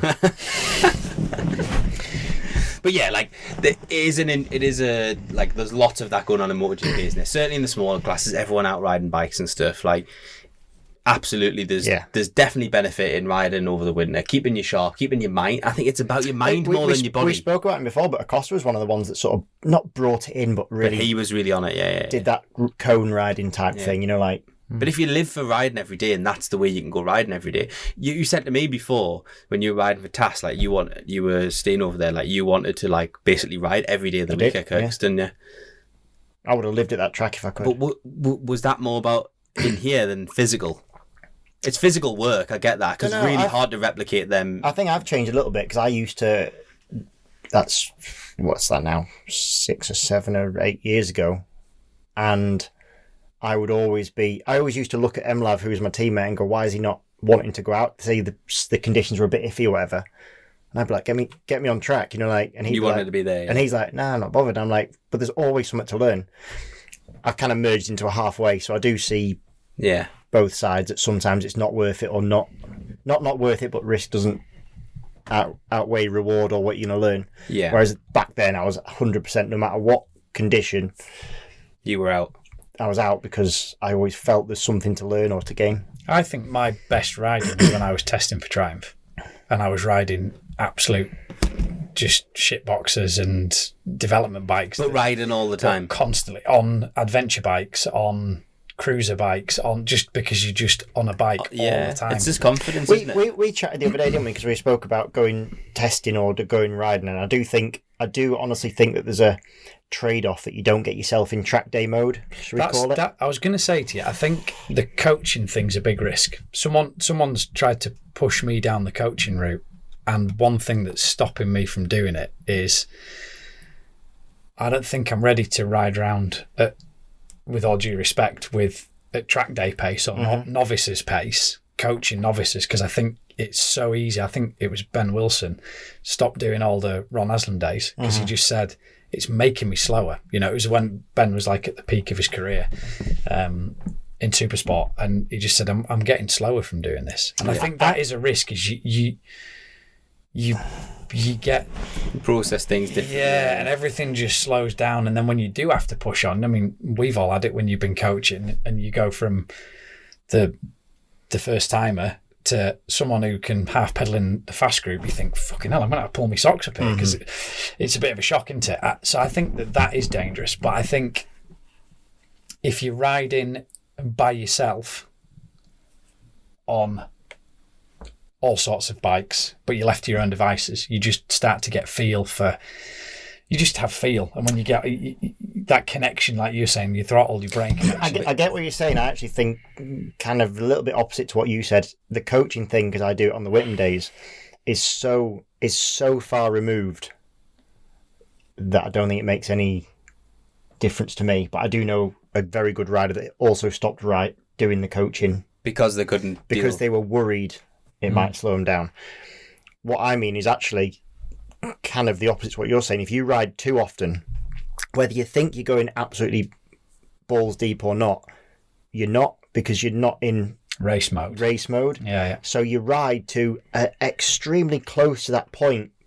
But believe me, the difference between 100% and 99% is not 1%. Yes, it is, but it isn't. It's worlds apart. Yeah. At the 100%, you might have 5 crashes a year. At 99%, you should never fall off, if that makes sense. Yeah. And I think you can end up conditioning yourself to ride at 99%. I do think you're right, and I do think that we run about going away and going testing and stuff. We're trying to decide what to do this year, and I've got like an optimum amount of days in my head. I've got some things I want to try, some things I want to do, and I ultimately just want to get my brain up to speed. But I used to, like last season, I would get like horrendous anxiety, and I hate saying that, if I hadn't been to a track day the week before. And then as soon as I would get out and do 2 laps from practice, I would be absolutely fine. I have that pre-season. Because you're like, oh, every year I'm like, oh my God, everybody's fucking out riding in Spain and I'm not. And but I've forgotten how to do it. Last year you had to talk me down. You were like, you'll get there and you'll be fine. Just fucking chill out. And I'm like, yeah, but I haven't ridden since September last year. But then you are. Just give yourself 4 or 5 laps and you'll be grand. Well, the perfect example of that for me is Jack Kennedy. Doesn't look at a motorbike when he finishes for the season. He does whatever testing the team put on, which won't be a lot.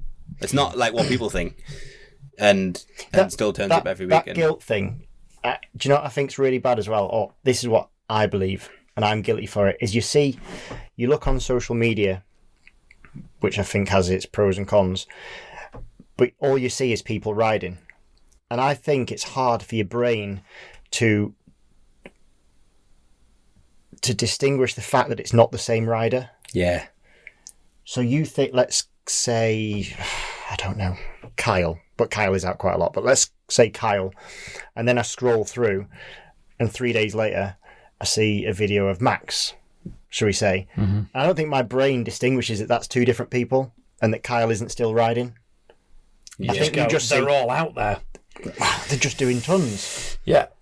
So, But that's probably what them And 10 then you clips are from the same day. yeah, As so well, you like- know what I mean? I think that anxiety, all that, I think it's difficult. It's you're right. Social's horrendous for that. Let's go on to because we could go on about this. We could. We've gone on a long Hours time. and hours I and think And we I need to- enjoyed it, and we didn't talk about MotoGP. Are we gonna? Did we talk about MotoGP? a little bit? Yeah, we probably got. Should we round it off? What were you Yeah. going to say? Sorry. I think you should tell us what your plan is this year. Aye. So In a nutshell. yeah, basically same again. So we'll, after the end of the season, there was some options to go to another class, basically stock 1000, and or maybe sport bike, and it was looking really good. And for one reason or another, it hasn't quite panned out the way it was. And when you sit down and look at, actually, I've really enjoyed riding motorbikes at that level that we're at. We've been able to compete. Our environment's fantastic and we really enjoy it. We get to connect it to this, which is, again, fantastic. We started last season thinking, oh, wouldn't it be cool to like win some races and be at the front? And now we're sort of going into this season thinking, Championship time. yeah, because the guy that won the championship's gone, and you were, Has he? yeah, I Oh. think moving on to do, and maybe the odd one or something, but not Right. a full season. So you're like You're the guy. in theory, you're the We're favourite, sitting aren't with you? the guy. The guy. But yeah, I didn't realise I was in the presence of royalty. That is the guy. I'll give you credit where credit's due. I think Chrissy would be absolutely peaking. Me too. yeah, thanks. I think he will be absolutely over the moon to. Like, the reason that we're all doing this is to keep Chrissy's hard work alive. And I think what you're doing with the team and everyone in the team, Matt, Tim, Penny, Piggy, like, yeah, fair play to you. No, I think it's mega. It means a lot, that, and I'm incredibly grateful that I've had the opportunity off the back of it to do it. Like, it really has all come about because of this. It's not something, it's really all driven from this. Like, let's not kid ourselves, which is cool. And actually, that, when you add all them things up, it's like, you know, we've got this ready-made thing over here. Like, we really enjoy doing it. You know, it didn't line up to do the stock 1000 thing anyway. I was absolutely flattered at the opportunity, but was borderline relieved in a way that it hasn't happened. You know, maybe it's something to think about in the future, but I feel like really content that we've got like a nice plan. There will be another bike with her as well, which is quite a cool. I'm quite excited about. So it's cutting a long story short, the part of the team, Tim and others have had a desire. They work with other people and wanted to run another bike. You know, we're all there anyway. Would like to bring someone along as a younger guy with a bit less experience, but has got some, you know, desire to want to be there. Not saying they're going to be the next Valentino Rossi, but it's going to be nice to have somebody else in the awning and you know, share some stuff. Like, we've got a full year of understanding the bikes and the sort of quirks of them and stuff like that. So I'm really excited to do that side of it and share the tent with someone. Has that been confirmed who that person will be? Yes. Not yet. Yeah. Yes, but it's not that straightforward. So Okay. It's all kind of driven from. It's not that straightforward. Okay, It's driven from like a relationship and a connection, rather than us as a team sitting down and going, we want to run a second bike, who should we put on it? It hasn't come from that. So it's a nice thing. It's not like we're trying to create an empire type of thing. You know, it's not like that. So But that's good. That's a realistic championship potential there. Yeah, so happy with that, yeah. Good. Christian, What? I think you should give... So I said to you I couldn't really understand why you'd left what you'd left and gone to Yamaha or the Senkat route because you were really, really happy where you were. You loved the team. The bike, again, this was me as an outsider looking at it thinking, that's a great opportunity with the Bimota. And then, as you do, I challenged you on it and you gave me your side of it and I went, fair enough. And I think if you're happy to, you should explain why, because I think there was probably quite a few people that also thought the same thing. Like, he's got comfy there. They seem like a great team. Why would you leave that to go somewhere else? Oh, you mean go through why I moved? Yeah. You don't have to. In a nutshell. You don't have to say as Josh said it.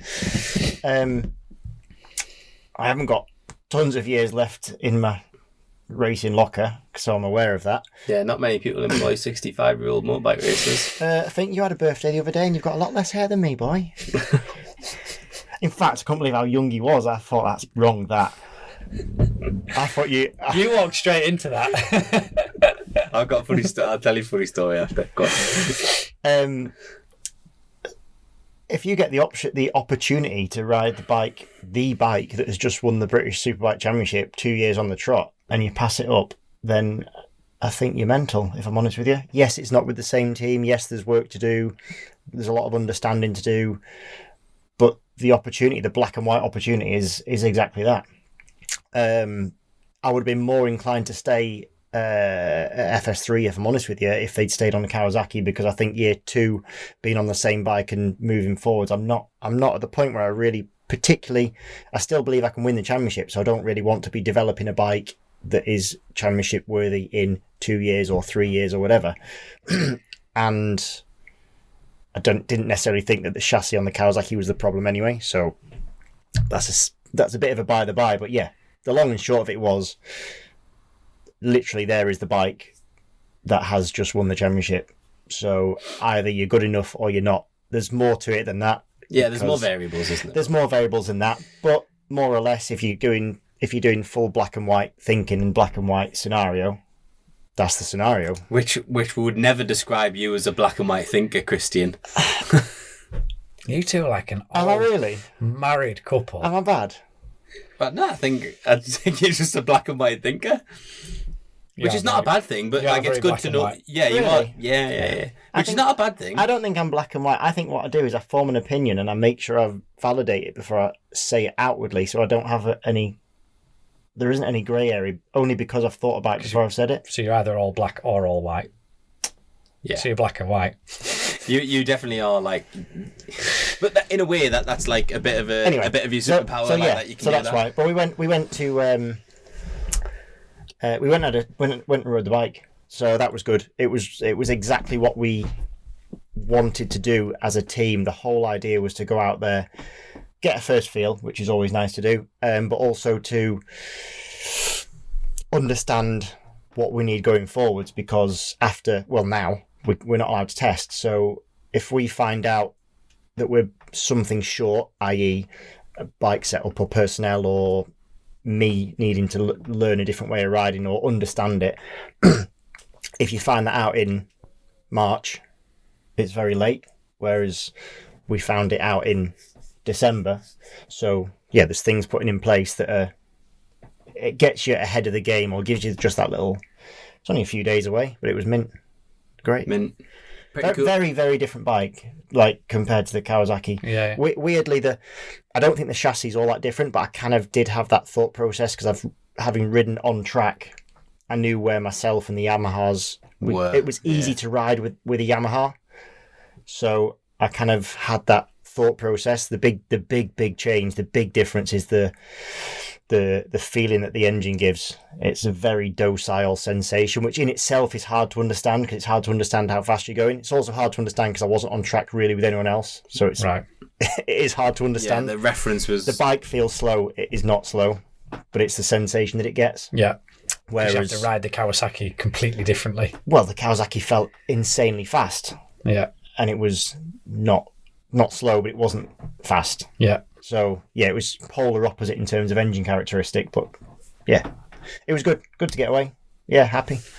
And then once you make a decision, you roll with it. There's no... Yeah, but it says a lot about your mentality and how you go racing to say, actually, I still think I think I can win the championship, and I'm going to make what is arguably a hard move. Not a hard move, but like you've got comfort and continuity potentially over here in a place that you're happy, and you've gone somewhere that is to a degree unknown, new team. The package is the bike is not an unknown because you think that's your best opportunity. I think it says quite a lot about how you go. The comfy and the known isn't because it's going to be the comfy, but it won't be the known because they're going to go to be. Well, that's that's true. You'd lost your safety net and security in knowing what your package was because the package was changing. Yeah. So ultimately, it was difficult. Ultimately, what it came down to, because almost the whole package was the same, shall we say? All the terms were the same. Yeah. And it was funny because I had so many people saying about how happy you are, and that almost was the turning point that wasn't the way to go. Yeah. Because I was thinking, yeah, I am happy. You know, like I could just sort of do 2 or 3 or whatever many years and be happy. But I want to win. And I'm like, well, if I go racing to be happy, I'm not even giving the team what they deserve, because that if I make that decision, this is how my brain works. If I make the decision to stay to be happy, that means I'm not committed fully. So therefore, if I do stay, by rights, I'm not committed. Because I'm not going with the best option. That in my head, not that I don't know what the best option is, but on paper I know what the best option is. Yamaha was. So therefore, I'm also not trusting my own commitment level, and therefore I'm not even giving the best to the team. So it's not fair on my previous team if I stuck with them, because if you think about it exactly, that means I'm only going there to be happy. Not only, but that's not good enough. Fucking some place to be inside there, isn't it? Yeah. Can you imagine? There's some dark days, I tell thee. Some of the I might record some of our conversations, play them back to you. Fucking hell. But no, fair play, mate, class, and excited to see the results. Going to see a lot more of you on my TV screen because Lee will have you in every vlog going, which is good. Oh yeah, so, I really enjoy these vlogs. I made it onto the Lee Johnston vlog. I feel like I've actually made it now. No, and do you know what? Do you know really what the best thing? There was so many comments saying they want to see more of me. Did they? Yes. Yeah, you don't need any more ego. Sure, Nicola was writing to all of them saying, "Please, can you send your address?" Brilliant. Good. And what about yourself? What about you? Have you got any plans yet, or are you working on anything? Yeah, I think I'm going to be staying with the Metis guys in EWC. Yeah. For all the reasons that Christian didn't want to stay at Bimota. No, look, I've accepted that, you know, you and me had a conversation last year about why we're doing it and where our expectations are in racing. And, you know, for myself, there's no money to be made doing it. So we've got to go for the right reasons and be going because we want to enjoy it and be in a happy place and all the rest of it. And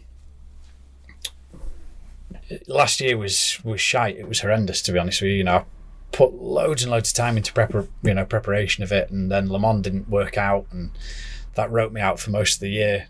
Getting anything in between Le Mans and the Ball d'Or, and then the Ball d'Or was another disappointment when we had an issue with the bike, and you know, you come away just thinking, fucking hell, is that 26 years? I'm done now. I think I don't know if I can be bothered. And then about 4 days later, you're thinking, right, well, so next year, what are we doing? So, I mean, I haven't spoken to the team, but I speak to Gabby, my teammate, who, big shout out to Gabby, actually. He had a really, really bad bike accident, compound fracture to his tibia and fibia. On the bicycle? No, on his motorbike, commuting to work. Right. Had a head on with a car. He's done his kneecap really badly, so he's in a, he's okay, he's home, but certainly walking's an issue at the minute. So he's got a bit of a journey ahead of him. Yeah. But I owe a lot to him because I'd sort of done with racing a few years ago, and he reached out when the team were looking for a reserve rider, and he kicked it all off again. Yeah, he's sort of given me the opportunity to get back on a bike again. And not just that, he sort of fought for me to stay in that team when the teams maybe thought, well, we'll look for a French guy who's doing this or doing that. Yeah. I've said, well, look, I'm loyal and I'll stick by you. And all right, I probably could do to find a second lap or second and a half here and there. I don't know, but you know where you're at. And I'm committed to you, and he's sort of fought my corner for that. And It's a different beast, endurance racing, isn't it? I've never experienced it, although I've got an option for that. We'll talk about that. But I suppose the whole approach to it's just very different, and it's nice to hear you saying that you're going because you want to be there and you want to do it. Like you said, no one's paying your bills to go racing, which is good. And actually, I know Christian would like to see some forks in it, but it's quite cool that it's a bit different. I think that would, if I was to do something like that sort of like oddball project would inspire me a bit. I think that project is why I am still interested, because I'm almost not that interested in just going to do it. Yeah, so there needs to be somewhere a bit different. And Gabby always says to me, we have to enjoy it. The number one thing for us is we have to enjoy this. The team puts so much hard work into doing what they do. It's a passion project. Yeah, absolutely. And so for me, that's why I enjoy riding it. It's good crack, It's good crack. Then it's a team where I feel at home, and I probably wouldn't have thought a few years ago that I'd be happy to ride to go to a race meeting on my own, drive myself there abroad, and put myself in that position with a group of guys who don't speak English. But genuinely, you get there and it's like, right, okay, it's fine. I'm with the boys now. I'm all right. We can't talk to each other or understand each other, but we do, kind of thing. So yeah, they're obviously still working on the Honda.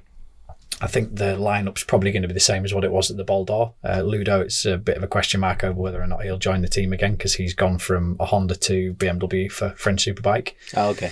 But myself and Gabby, and I think Clement, who was the fourth rider, might be there. The plan is to try and keep it as we had it at the Ball d'Or, because it was a good chemistry between us all. Yeah. That's the plan. And then obviously there's only 3 European rounds, which is Le Mans, Spa and Paul Ricard at the end of the year. Yeah. The team don't have the budget to go to do Spa. They would love to do Spa, but realistically it's 20 to 30,000 euros just to go and do that round. So if there's any really wealthy sponsors who want to go and do that, I'm sure Metis would give you the full bike if they could cover the cost to go and do that. But yeah, it looks like it'll be Le Mans and the Ball d'Or at the end of the year. So obviously leaves a big gap in the middle of the year. I'd like to do the 24 Hours of Barcelona again, because I really enjoyed that when I rode with Ryan Maher on the Irish team. It was just brilliant. So I've seen some photographs of that the other day,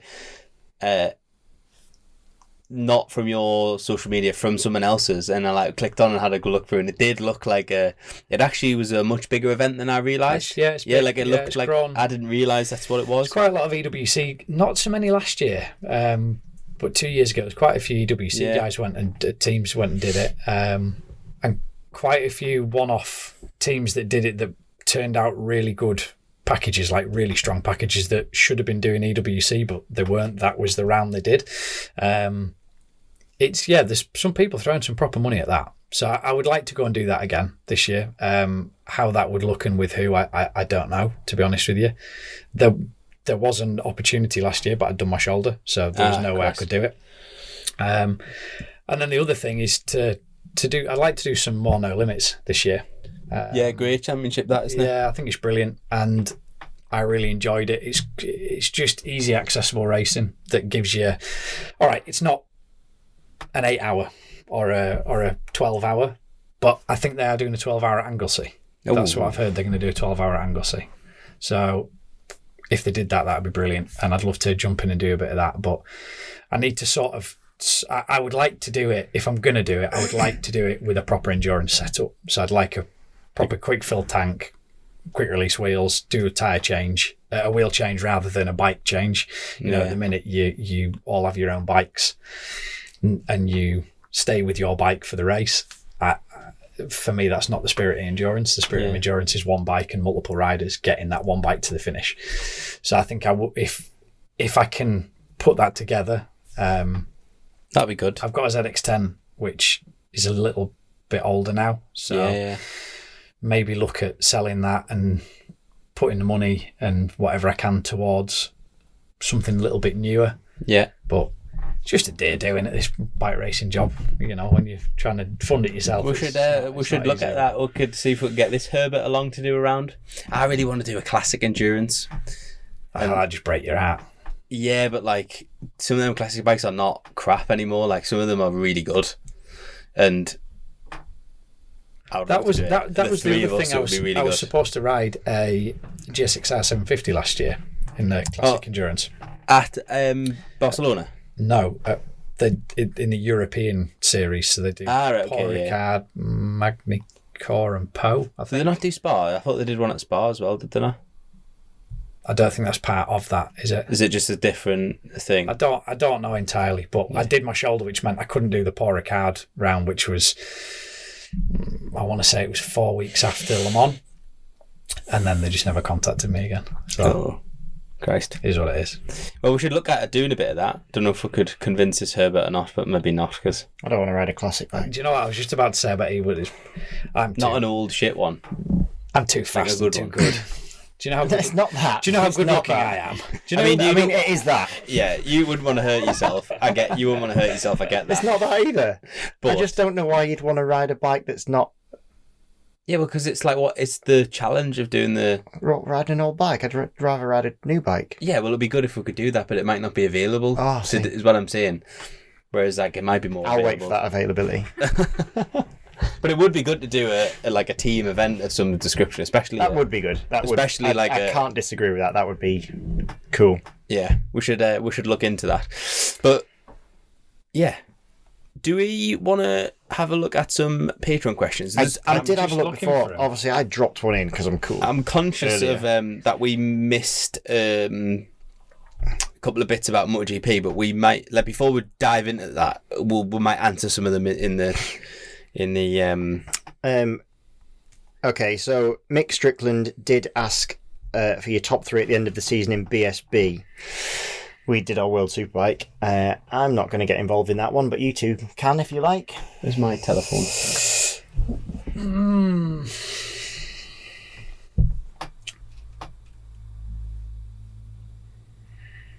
It's a hard one, isn't it, that? It's a hard one. I'll put you in the top 3. Oh, gee, thanks. I'll put you in the top 3, Christian. Right. I don't make it sound like I couldn't nothing. I'm just being kind. I genuinely wouldn't know, because there's Scott could do it, Brad, Kyle, Glenn's going to be thereabouts. Brad, like where'd you stop? Scott, Tommy. That's what I mean. Tommy, Osho, Vickers. I can't even do it because I wouldn't know. Skinner, Kent. That's one of those where I have no idea. For top 3 for BSB? Yeah. In no particular order. Well, that's not how that works, but anyway. I can't answer the question because I genuinely don't know. I'm going to say Kyle, P1.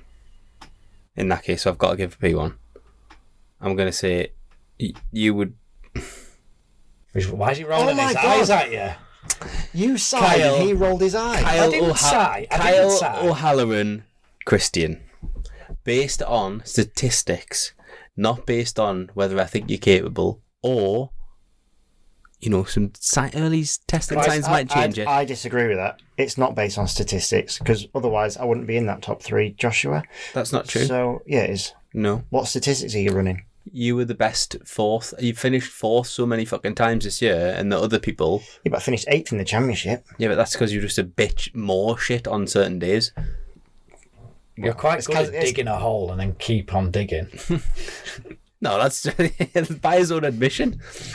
It was when he slapped the ground at Redgate that really tickled me. He punched the gravel. I was angry with the gravel. Liam Evans, question for all three. Ooh. You're running a 2-rider team in BSB. Which 2 riders from other classes within the paddock would you put on your bikes? Oh, that's a bloody good question. Yeah. I think easy one for me, JK. Yeah, well, I was going to say I'd have Give him a... Jack Kennedy. Would you? Yeah, I would. I wouldn't.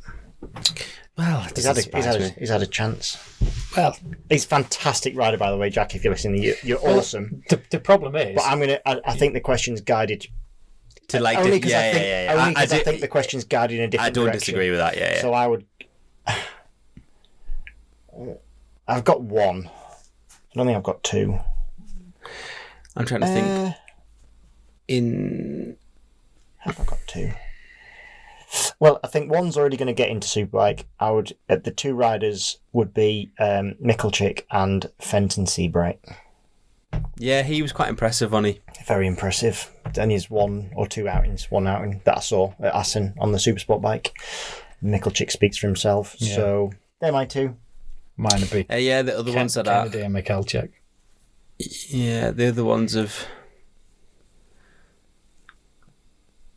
I tell you what, probably Kennedy and Ben Curry.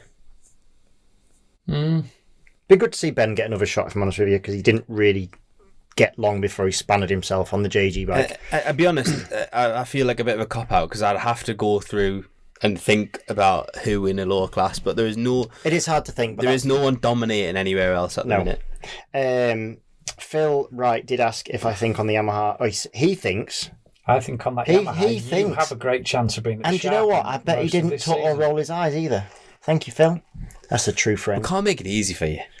So thank you, Phil Wright. You're my new favourite is Patreon. You are very emotional, Chris. Do I think I can get in the top 3 by the end? I think there's a lot of variables, but yeah, wouldn't be doing it if I didn't. But we did pass on that, but yeah. Yeah. So thank you. Mike Bates, we already did your question. Yeah, that was so on the Chinese you, manufacturers. Another one from Phil. We answered that one. Thank you, Phil. Andy Ryder. Answered that one. Apart from Joe, has you recovered from your injuries? I think you did, didn't you, a little bit? Yeah, the shoulder's never going to be what it was. Piece never going to be perfect, but I go testing next week. So hopefully I'll have a bit better of an idea now. I've had the winter to get it better. So thank you for your question. Hayden Gibson asked a good one, actually. Just going off the back of the last couple of podcasts, which was Dan and Jason, who've both won World Endurance in the last 2 years consecutively. As a rider, would you rather win a World Championship as a solo rider or in endurance as it's more of a team sport? I'll go first because it's simple. I know what your answer is going to be. A solo rider. Yeah. Probably. But also I quite like that aspect of World Endurance. So it's only something that I've really looked at in like the last 2 years even, and I really like the aspect of it. So I do think, yes, I would love to be a world champion as a solo, but I think there's a different lens being a world champion in a team in World Endurance. Pretty cool. I think they're both very awesome, by the way, just to quantify my answer. It probably doesn't get enough recognition. No, it doesn't. I think to win a Le Mans 24-hour, I think that carries... Maybe I'm biased, but that would carry more for me than winning a British Stock Championship. Well, it's really hard. Let alone winning a World Championship. Yeah. Like but you're always going to have the pessimists that are going to say, well, yeah, but you haven't won a World Championship, have you? Because it's not the same. But it is still a World Championship. So, Carl Fogarty counts his. So yeah, I would go with... I'd be endurance, but that's because I'm one question just on the back of Andy Ryder's question as well. He's asking me what I think of the new Nortons. I really like them, actually. and I don't work Deep. for them, and I'm not getting Such a paid. deep I'm not getting paid. I'm not getting paid by them anymore, so I can say it. But yeah, I think I like them. I think the really MCN review of the year. I think they're really cool, really different. They got a lot of stick online that they look like toasters and microwaves and all this jazz. But I think they look very modern. I'm and just pretty into modern home appliances. Mm-hmm. Right, Josh. I just think it's cool. Really cool. got a thing for toasters. And excited to see them out on the road. Very good. My mate Ty, what do you guys want to see change in our sport in the next few years? More money. Be nice to see the sport just get a few more quid behind it and I think keep taking it to another level. Yeah, agreed.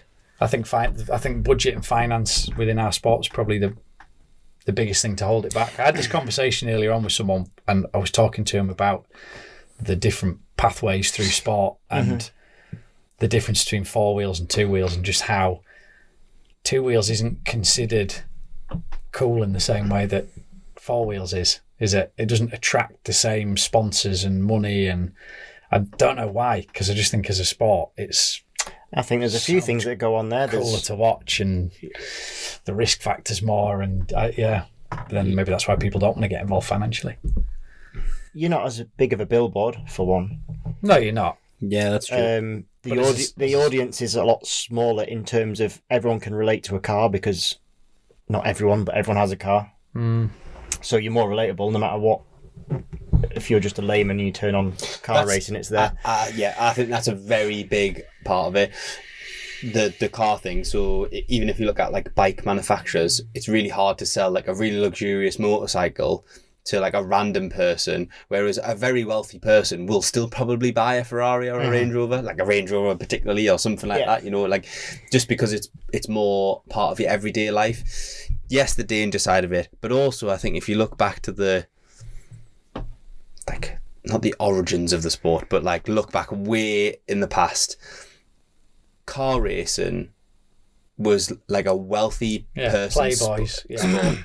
And bike racing has always been the working class. Yeah, but it was probably wealthy of the time, because I think there's an element of us not accepting that it is just a wealthy person's sport. Do you know what? I don't know what episode it was, but some of us have spoke about this. I've definitely spoke about it. Motorcycling appeals to the working man. This is where there's a disconnect, but it's not a working man sport.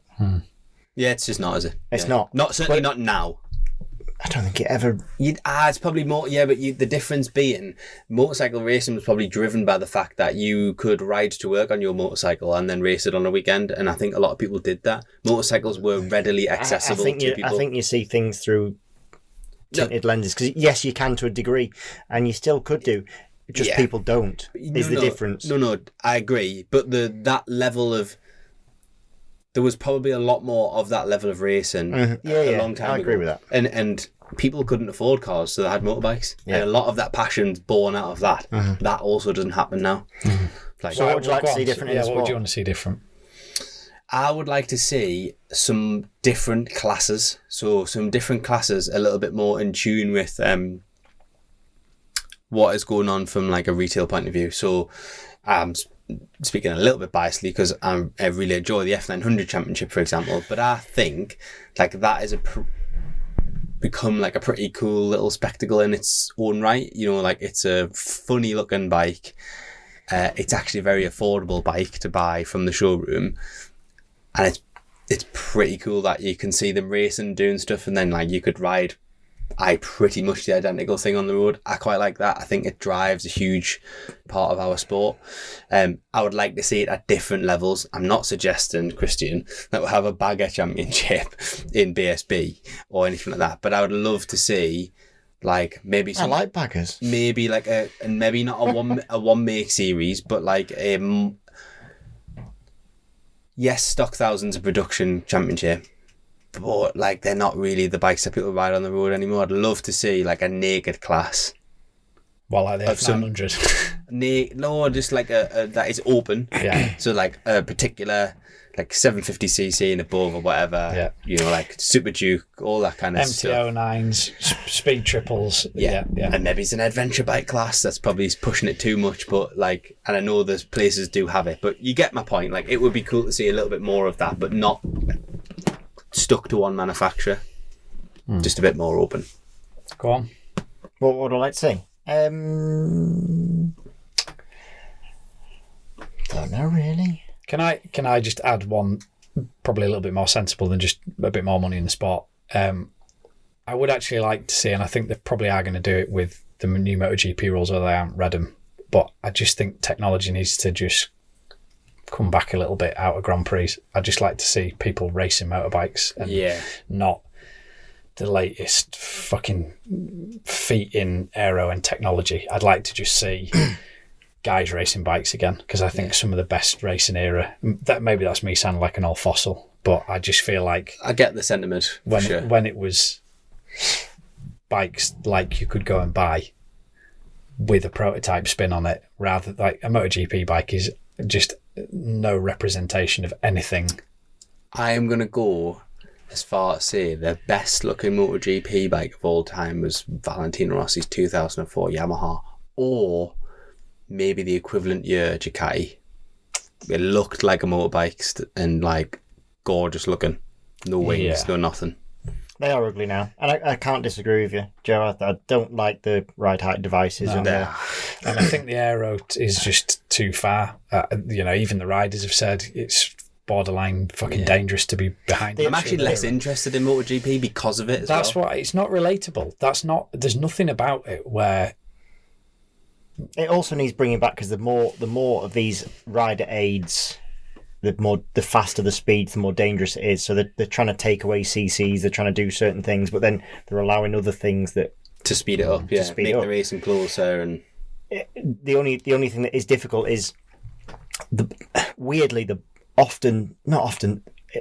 more you take away, sometimes the more financial a burden it is, because it's more difficult to find those marginal gains. So actually, if you reduce to ban air, you can't ban aero, because aero is a fairing anyway. But if you reduce the aero effect that you're allowed, the more time and effort a manufacturer will have to put in to gain the smaller amounts. Whereas if you're allowed a big chuff, massive wing, there'll be a point where you go, actually that's slowing us down. So then it's very easy for everyone to get the best combination. Whereas the more you reduce it, saying like now we're going to go to a smaller capacity, the one thing that usually makes racing more expensive is getting more power, out of less power, out of less CC. Smaller CCs. So everything's a trade-off. It's difficult.